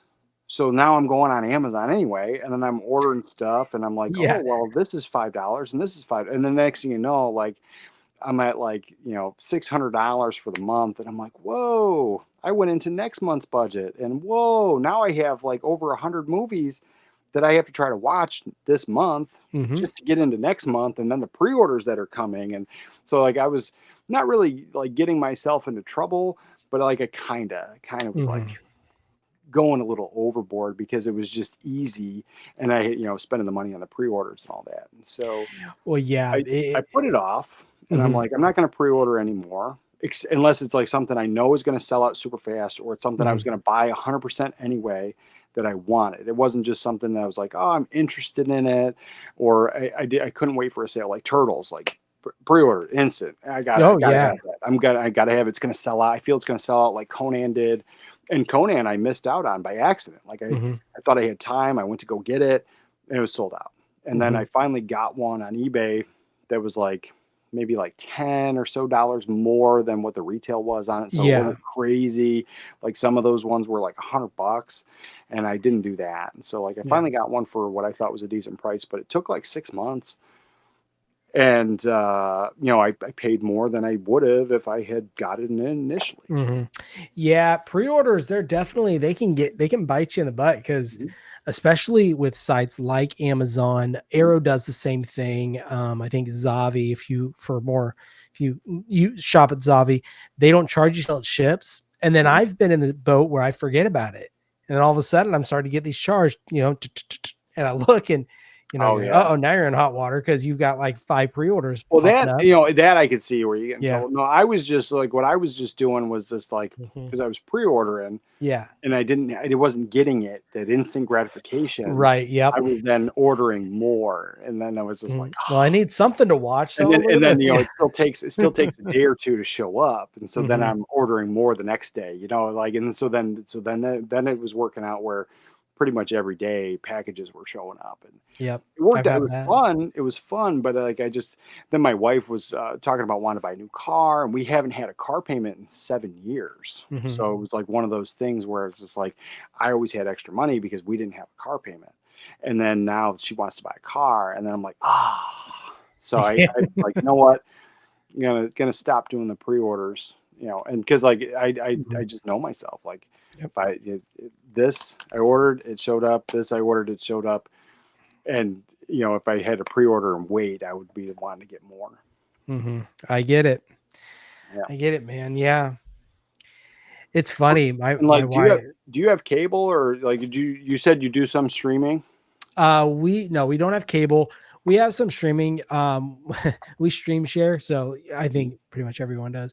The only ones that we pay for, we got Max. And it's like the Disney Plus Max bundle or something like that. But I rarely ever stream personally. Sometimes I will. But honestly, the only place I stream most is YouTube. But for me, I have so many movies to watch and I want Well, to check out and that's what I stuff. was getting at. And You so know, like, so that takes up a lot of my time, and I don't mind by any means.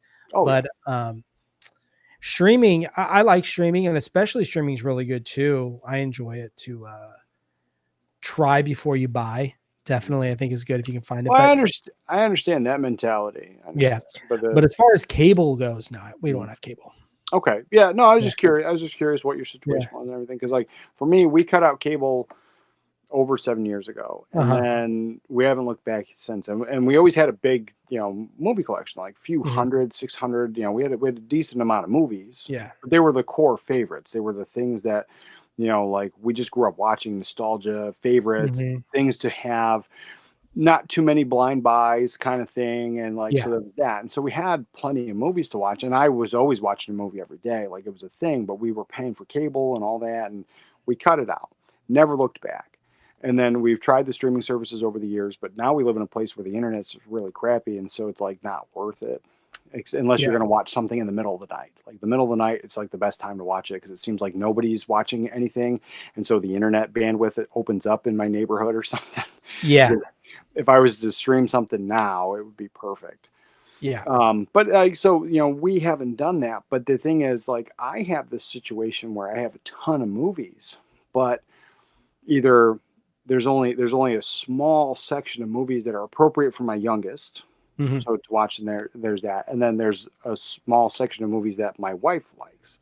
Mhm. And so like most of the rest of the movies in the house, I'm either watching by myself. I'll come up here and watch them. Like if I have something on Laserdisc or VHS or Mhm. DVD, I'll watch it up here, no problem. I do even have the Blu-ray player hooked up because I got the PlayStation 3 hooked up to that high definition TV there. But so I can come up here and watch those movies, but it's also not fun to watch stuff by yourself. Yep. And then I find myself like, because I don't go to bed till like 2, 3 o'clock in the morning sometimes because I'm a night owl, always have been. And so I watch a lot of the stuff that they don't watch at night, and I find it like it kind of sucks.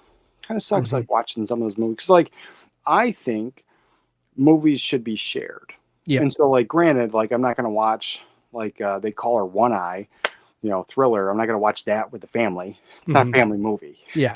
you know. But for the most part, I feel like movies should be shared and TV shows should be shared, and so like I'm looking forward to when my daughter's old enough where, you know, this is fine and we're going to hang out and Yeah. watch Psycho. Right now, she's a little murder happy. So she's always pretending to stab things with her fake knives. And so we're holding off on that one right now. Maybe not that one. Maybe Might not that. encourage her a little more. Yeah. Or like, you know, watch The Omen, like stuff like this, Mhm. like waiting for her to be old enough to be able to enjoy that type of stuff because she seems to be a horror hound where my wife is not. Yeah. That's You funny. know, and so like, but like that. So do you have that situation in your household where, you know, there's like movies that you really enjoy, but like nobody else in your household does. Oh yeah, yeah. And there's Yeah. even movies that I want to watch, but I will be strategic and purposeful, and I'll wait till she goes to bed, or I happen to be home and she's not, because I know the content might be a little too much and really wants to watch, I guess, Mhm. is so I've had that. Like, I have a couple movies, and it took me a while to watch because I knew that if she was out there, she'd be pissed at me. Mhm. Not like I'm watching inappropriate stuff, but I'm saying like in the horror field, just kind of Yeah. the grotesque more stuff. And it's kind of and it does kind of suck because I do enjoy watching film and movies with people. It's a communal thing. You can Yeah. experience, share a laugh, share a scare, share a cry, whatever it is. Um, so, uh, yeah, my wife and I do stuff. We do something is every Friday we will go see a movie in our Mhm. town. And we always try our best. It doesn't always work out this way, but we'll switch 1 week on, 1 week off of what one we're going to watch, Mhm. because I don't want it to be where I go every single time we go to the movies. I'm picking out the movie and she's kind of being drug along and she doesn't want to do Yeah. it. Yeah. And I want it to be something that we can both enjoy together. So I Oh, get you.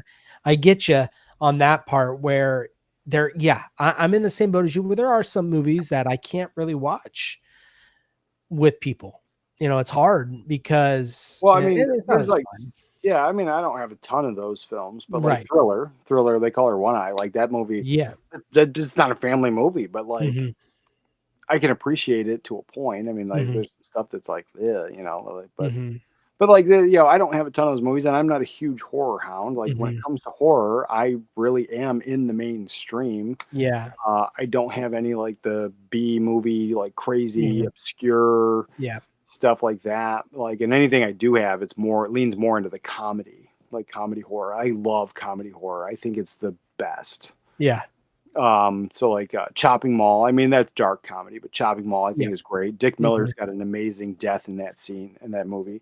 Hmm. And then I love the cover. Like the cover has nothing to do with the actual movie. Like it's a Yeah. robot The hand. handle in the shopping bag. Yeah. That is not the robots in the movie.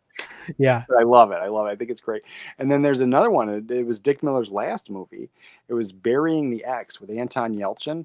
Okay. And I don't know if you've ever seen that one, but I That think one I it have is not seen. absolutely hilarious. And so it's a Okay. zombie film, and I'm not the biggest zombie guy. And Hmm. so Anton Yelchin, he's into horror. He works at a horror shop, but he's kind of, it's like almost like a dead end job. His Hmm. girlfriend's kind of uppity and also snobbish and stuff, and doesn't want him to work there, but like she's also needy, and he wants to break up with her. And then he meets Rosario Dawson. She's also in that movie. Not Rosario Dawson, Alexandria Daddario. She's in Okay. that, Yeah. Yeah. she's in the movie, and she owns an ice cream shop, and like got a retro theme, and they have a connection, a connection, and then obviously the girlfriend is kind of jealous and whatever. But anyway, so he wants to break up with her. But she dies. She gets hit by like a bus, dies. So he doesn't have to break up with her. She's dead. Uh-huh. But and I'm not going to spoil it, but she comes back. Uh-huh. So she's a zombie, and then so it's like burying the ex, and I friggin' love it. I think it's I'll check great. it out. It's worth a watch. I think it's worth owning. But like that movie, I think is absolutely fantastic. And then the Final Girls. I like that one. That's a comedy horror, a newer one. Have I've you heard seen of that that. one? I didn't get a chance to see it, but I do know that movie. It's worth a watch. I think it's hilarious. But it's again, it leans into the horror. It makes fun of the horror genre. I think it's top notch. But then also in watching these newer films, one of the things I noticed watching the older films is there is no gratuitous nudity. And I know that's not for everybody, but Mhm. growing up, watching horror films specifically and seeing gratuitous nudity, It's all over the it's all over the place. place. And Yeah, then it to is. have the modern films not have it, Mhm. it just feels like it feels like I'm watching a TV show. And I've said that before, especially with the way they do cinematography and the fast pacing also feels like Mhm. it's a TV show. But taking out that gratuitous nudity, and I understand just a few years ago there was that whole Me Too thing, so now everybody's kind of afraid of it. Mhm. But I was like, give me the gratuitous nudity. Give me the naked ladies. Like, I miss it. I absolutely missed it. And so, like, even though I Yeah. enjoy those movies, they're fun.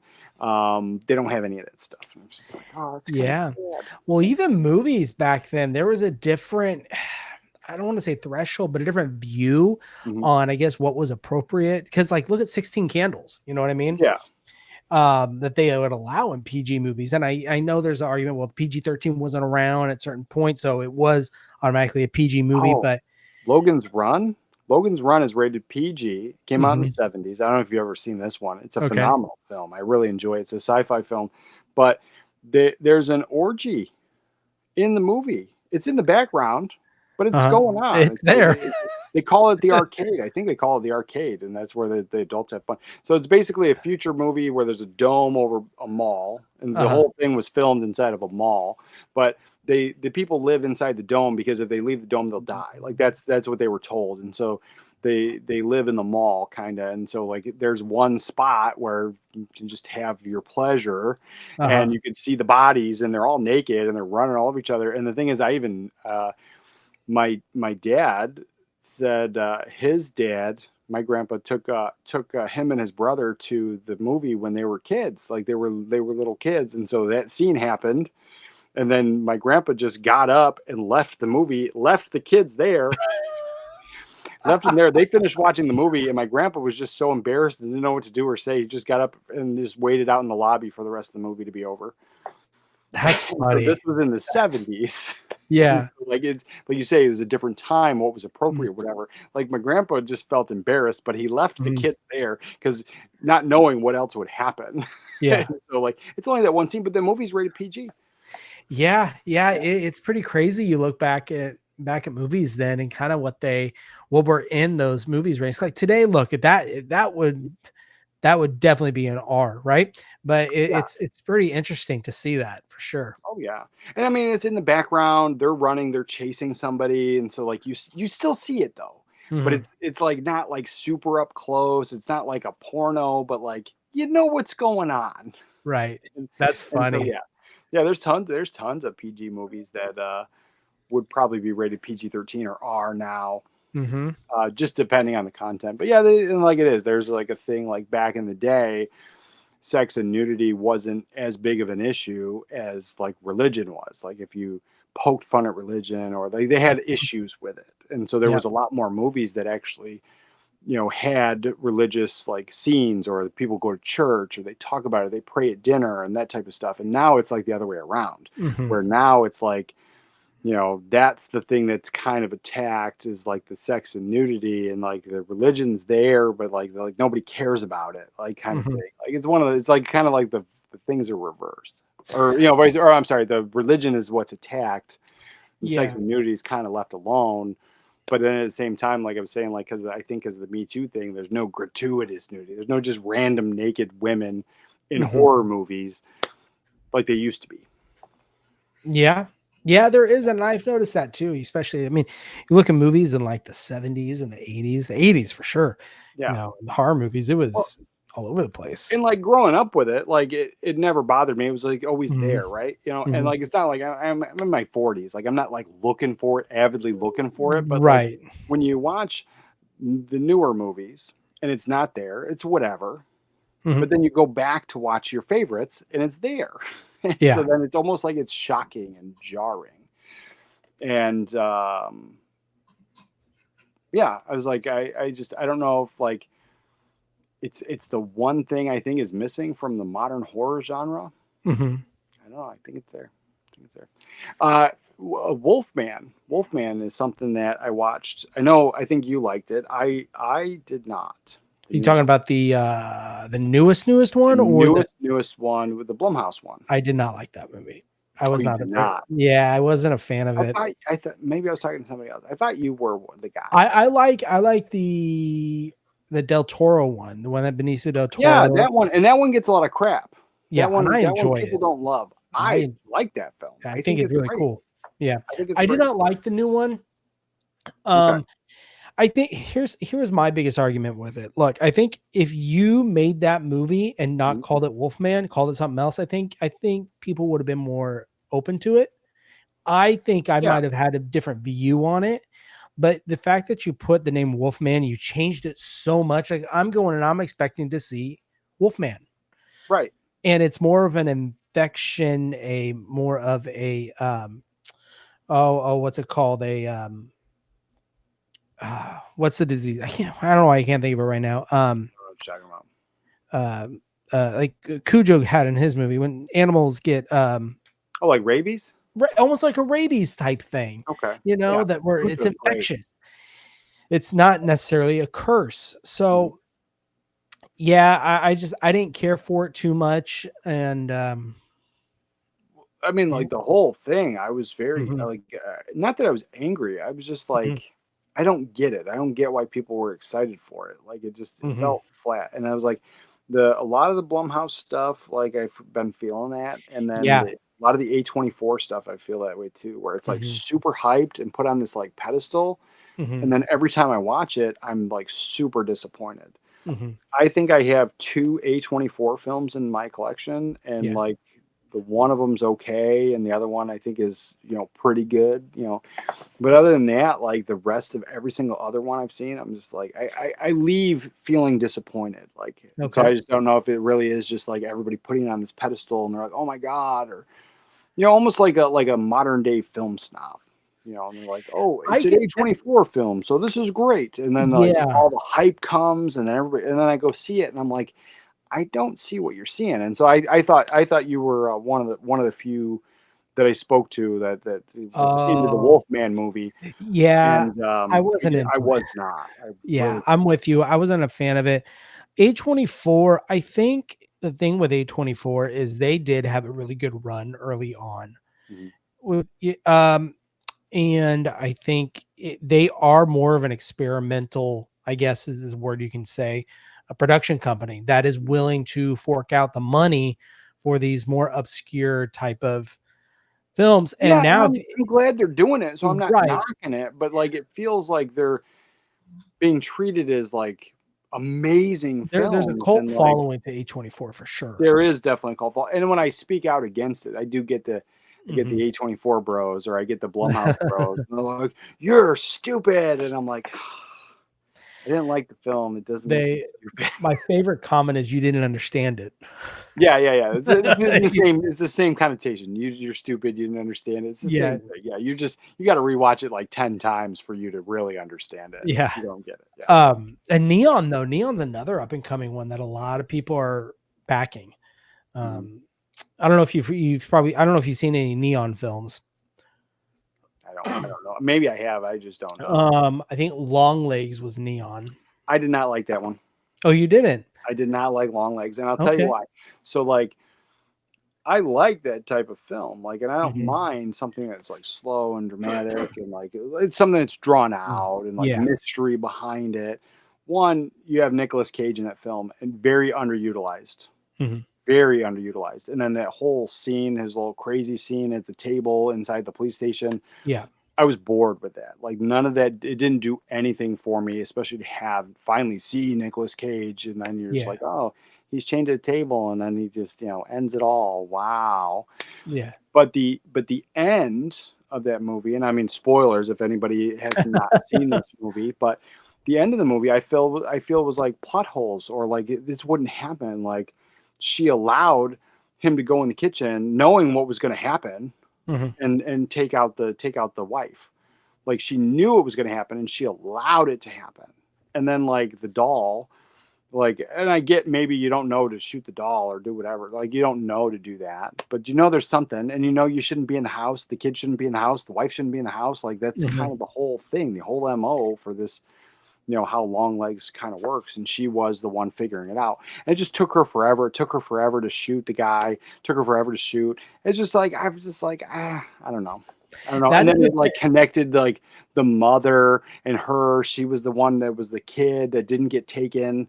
thing. Like I don't know. There's just so There much that I didn't definitely like. is a lot of lazy writing I feel, now. and like people put that movie on a pedestal. Mhm. I enjoyed it, but I see what you're saying. Like, yeah, that makes sense. I get it. Yep. but yes, I believe there's a lot of lazy writing, almost as if Chat GPT wrote the movie. I I feel guess. that's what's happening, and so and then Yeah. this is what I've said for a long time now, because like movies that people recently in the past 5 or so years, they're like, Mhm. "Oh my god, this movie's so awesome!" I end Mhm. up leaving after hearing everybody talk how awesome it is, Yeah. and I'm like, "This is just a mediocre film. This is not awesome. I can show you 10 films from the '70s that did the same story better." Mhm. And like, or the '80s or '90s that did it better, and like, is like Mhm. most of these things are derivative and they pull and they take from other things, and so like it's the same story. Mhm. And I'm like, it's not great. This is mediocre. But what I'm looking at is you have this whole era of the constant political both side, whatever side you are politically, and I'm not a Yeah. political person, so I'm not leaning one way or another, but you have this whole thing, this whole conversation about woke and the woke stuff in Mhm. the movies. And basically I feel if it didn't hammer any political stuff or it didn't hit anything that, because like you go to see a movie to escape, it's escapism. And Mhm. so if you're reminded of all the stuff going on politically, you're reminded of like whatever you like or whatever you don't like, and then they're hitting you with a message, but then they're hitting all the other stuff, climate change and all the other conversations that are going on in the world. And then they're doing woke on top of it and Mhm. then telling you you're the bad person because you don't like it. Yeah. Those movies that were being put up on these pedestals, I'm like, these are just mediocre films. They didn't have that stuff. Yeah. That's why I feel that these people were like, oh my God, it was so amazing because it was a breath of fresh air, like Long Legs for anybody, I feel would be a breath of fresh air if all you've done is watch modern cinema over the past 10 years. Mhm. So I feel that that's why like movies like that got put on that pedestal or got put on that thing. Cause like you said, I think it's Chat GPT, lazy writing.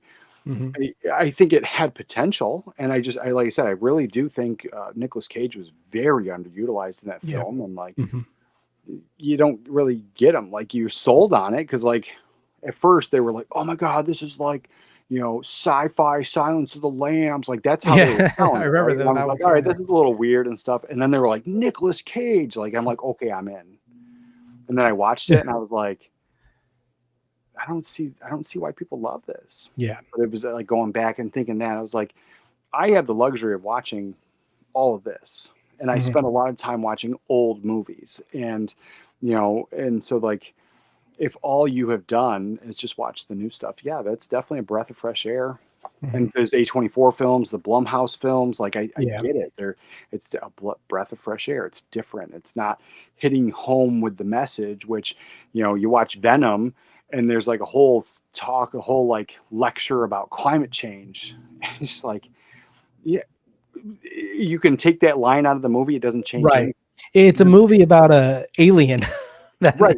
If that was the movie, if the movie was right. about climate change, you're having that conversation, or it's a political movie or whatever, and then you Mhm. go see it, yeah. But it's like a kid family Marvel movie, and it just throws that line in there. In 20, 30 years, it's a different conversation. Yeah, yeah, and that's something that I've noticed too is that, a lot of movies they'll push certain ideologies or whatever it is that's a hot topic at the time. What's Yeah. it going to be in 20 years? Where's the conversation? Is that's not going to be relevant? It's not going to hit. People are like, well, what in the world? Why was this in there? It wouldn't make sense to them. No, and it doesn't. And so like there's like it's like watching a film from the 60s or early 70s that's really talking about Vietnam and stuff, and then Mhm. putting that movie on for your 13-year-old. Yeah. It's like, and they're like, what is I don't get it. Yeah. Or what was going on politically at that time. There's tons of movies that do that.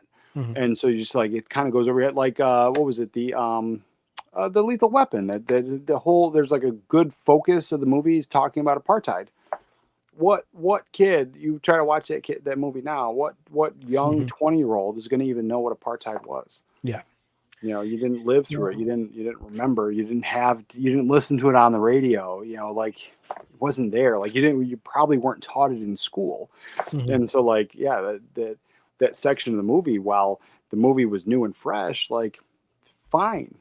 But Mhm. now 30 years later, like you could take that stuff out of the movie and it doesn't necessarily change the whole film. Yeah. Yeah. Yeah, man, it's interesting for sure with modern film.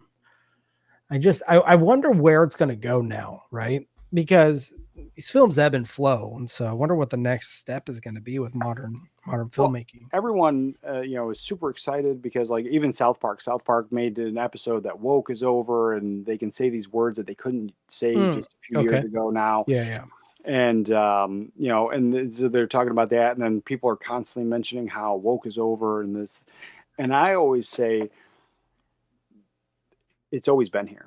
If you watch older movies, this stuff Mhm. has always been here. The same talking points, the same little weirdness is there, but it's just they weren't bragging about it. And so over the past 10 Mhm. years, like it was a thing. It was like a political talking point. It was everywhere. Twitter, Yeah. everybody was talking about it.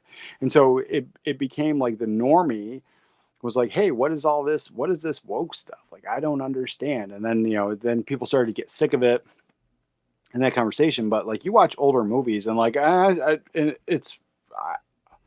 I think every era had movies that had this stuff in it. And so it's like maybe Yeah. not as bad as it was now, but in that conversation, like there was a movie from the 90s. I was watching it with my daughter. It was with Christina Ricci and the girl from My Girl. I forget her name at the moment, but they're in the movie, and it's this. It's not a phenomenal movie. I think it might have even been a TV movie, but we were watching it, and it's teenage girls, and Christina Ricci moves to the town, and she befriends this girl, but everyone's like, that girl's trouble, stay away from her. But her mom is an alcoholic and Mhm. has an abusive boyfriend. So it's just a troubled teenager kind of thing who is kind of causing some trouble, but nothing bad. But in that, there's a scene where all the girls are together and this one random girl, and I don't think you ever see her the rest of the movie.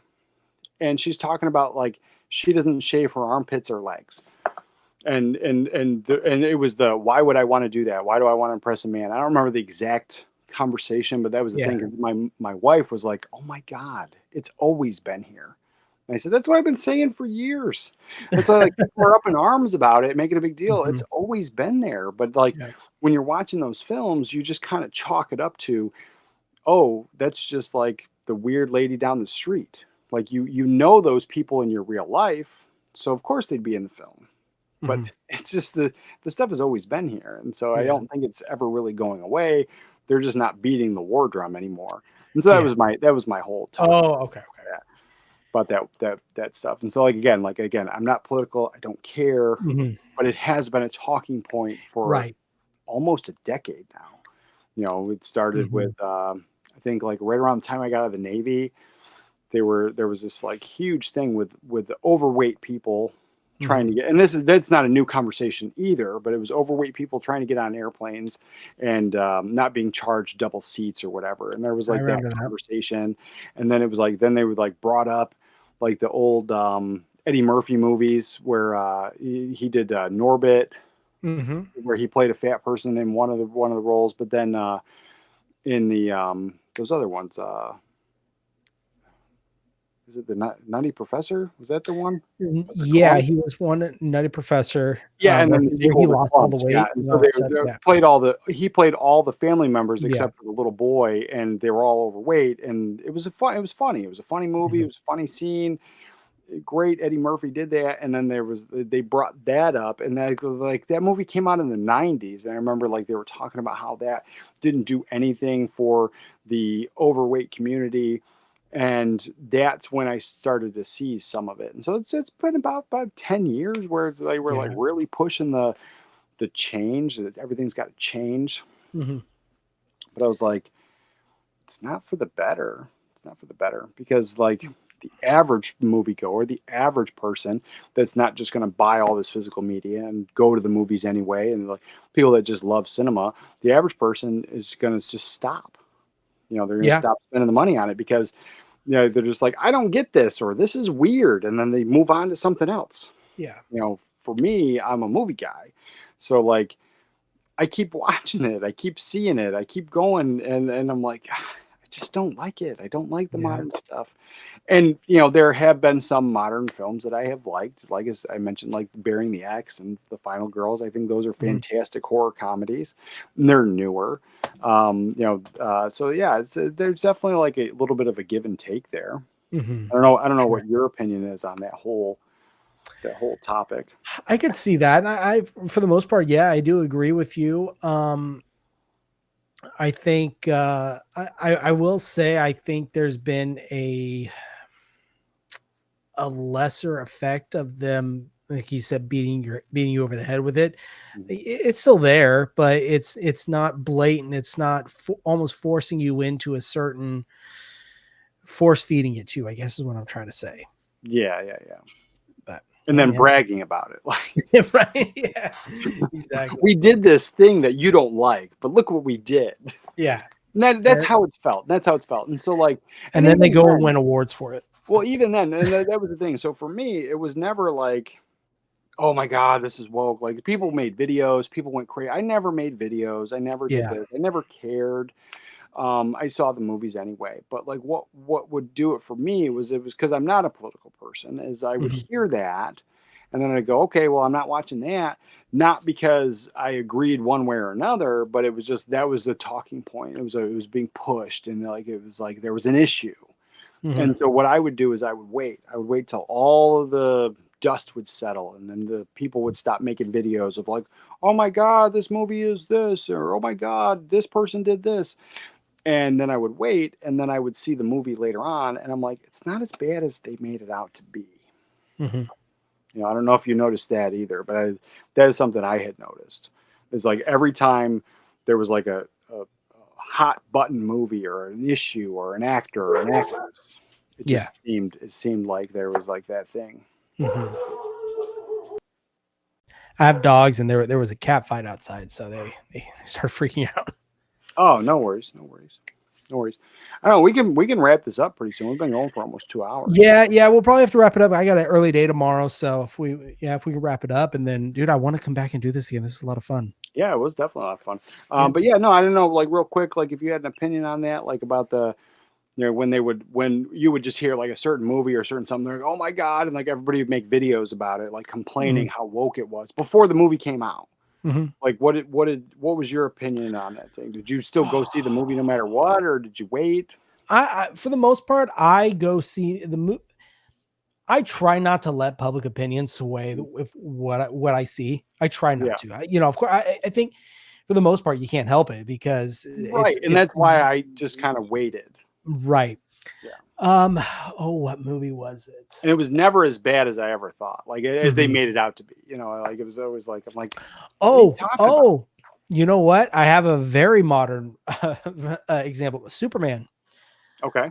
I enjoyed it. I had a lot of fun with it. I like James Gunn's movies for the most part. I did, yeah. But I remember coming out and I'd hear a lot of people, it's very woke. It's, it's all back to this, don't go see it. You shouldn't see it. I didn't notice too much in it. I had a good time with it. I mean, I left, like, I enjoyed that movie. That was good. Yeah, I mean, I had fun with it. I heard the similar things to that movie, but like, I was just like, it's just a superhero movie. But for me, I'm pretty much done on superhero movies. Like, they're just too much too often. It's not fun anymore. Like back in the day, we got the Christopher Reeve Superman, then we got 89 Batman, then we got Tobey Maguire Spider-Man, and they were spread out. They felt like events. They felt fun. They felt like a gift. Where we're getting one every 6 months, 2 Marvel movies a year. Like, it's just too much too often. And then I can't care about the characters. Like I'm already over it. And all those things were they're made popcorn flicks. And so for the most part, for me, they're not super revisitable. Like, people like them and they'll argue to, they're blue in the face, but who's really talking about Ant-Man right now? Like, oh my God, to my top 10 favorite Marvel movies, Ant-Man, nobody's doing that because it is what it is. It's a popcorn flick. It's entertaining. It's fun for the moment, but it's recyclable. It's throwaway. It's whatever. And if you love those movies, God bless you. I'm glad you love those movies, but I'm a little over it. So I went into the Superman a little apprehensive because like I'm kind of over the superhero stuff. Like give me something slow, dramatic, a little bit boring. Give me Yeah. like a drama mystery. Like I want more of that stuff. Did you see The Amateur?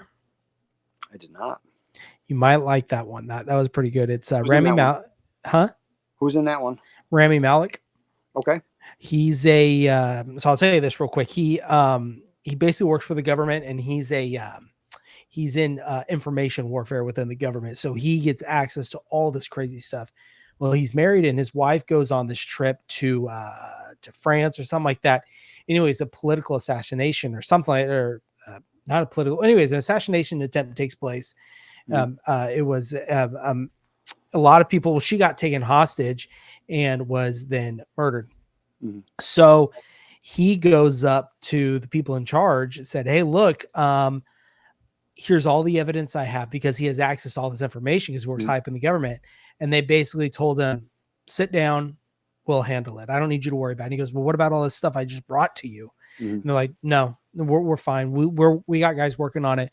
So he basically makes an ultimatum, and he gives them digs up all this dirt on these guys that are head up in the government, and tells them, "Look, you're going to train me to go after these guys, to train me to fight, train me all this stuff. Because if you don't, and you try to take me out, I have a kill switch, and all this stuff is going to leak about you guys." And so, so they try to train him to go avenge his wife. Okay. Dude, it's pretty That sounds good. cool. That sounds cool because Yeah. I just rewatched Law Abiding Citizen, so yeah, I was like, I'm in. Give me that story. Yeah, there you go.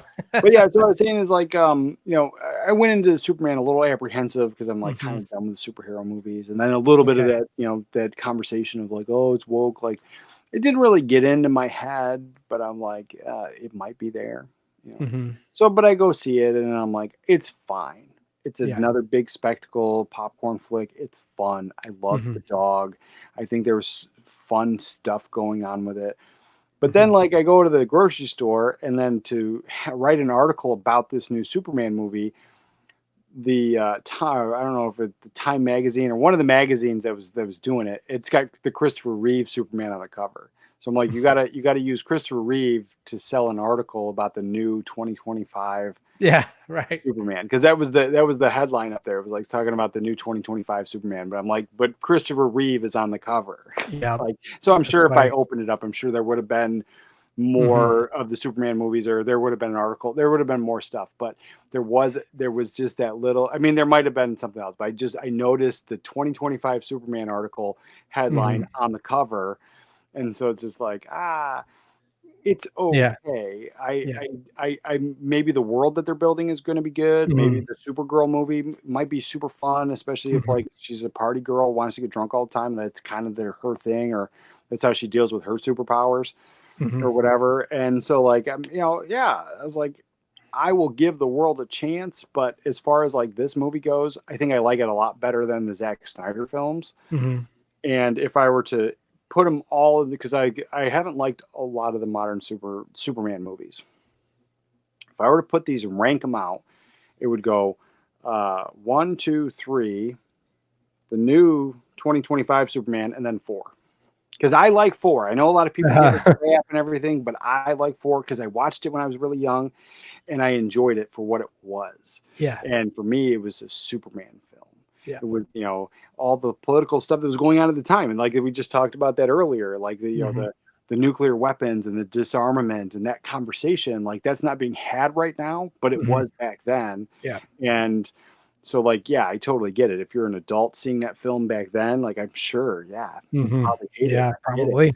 Get it. But being a kid and not even understanding and just going, yeah, big giant weapons are bad. Good for you, Superman. You know, like, and just being a kid and enjoying the film. So I have nostalgia. I like the film. I still watch it. And I've always liked those 4 films. But now I would add in the 2025 Superman in between 3 and 4. Yeah. There you and go. I do love the Richard Pryor one. 3 is great. I think it's great. Yeah. Yeah. Sweet. Yeah.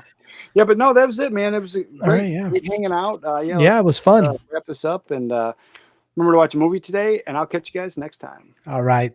See ya. As far back as I can remember, I always wanted to be a gangster. Oh, don't give me a pat. That's fine.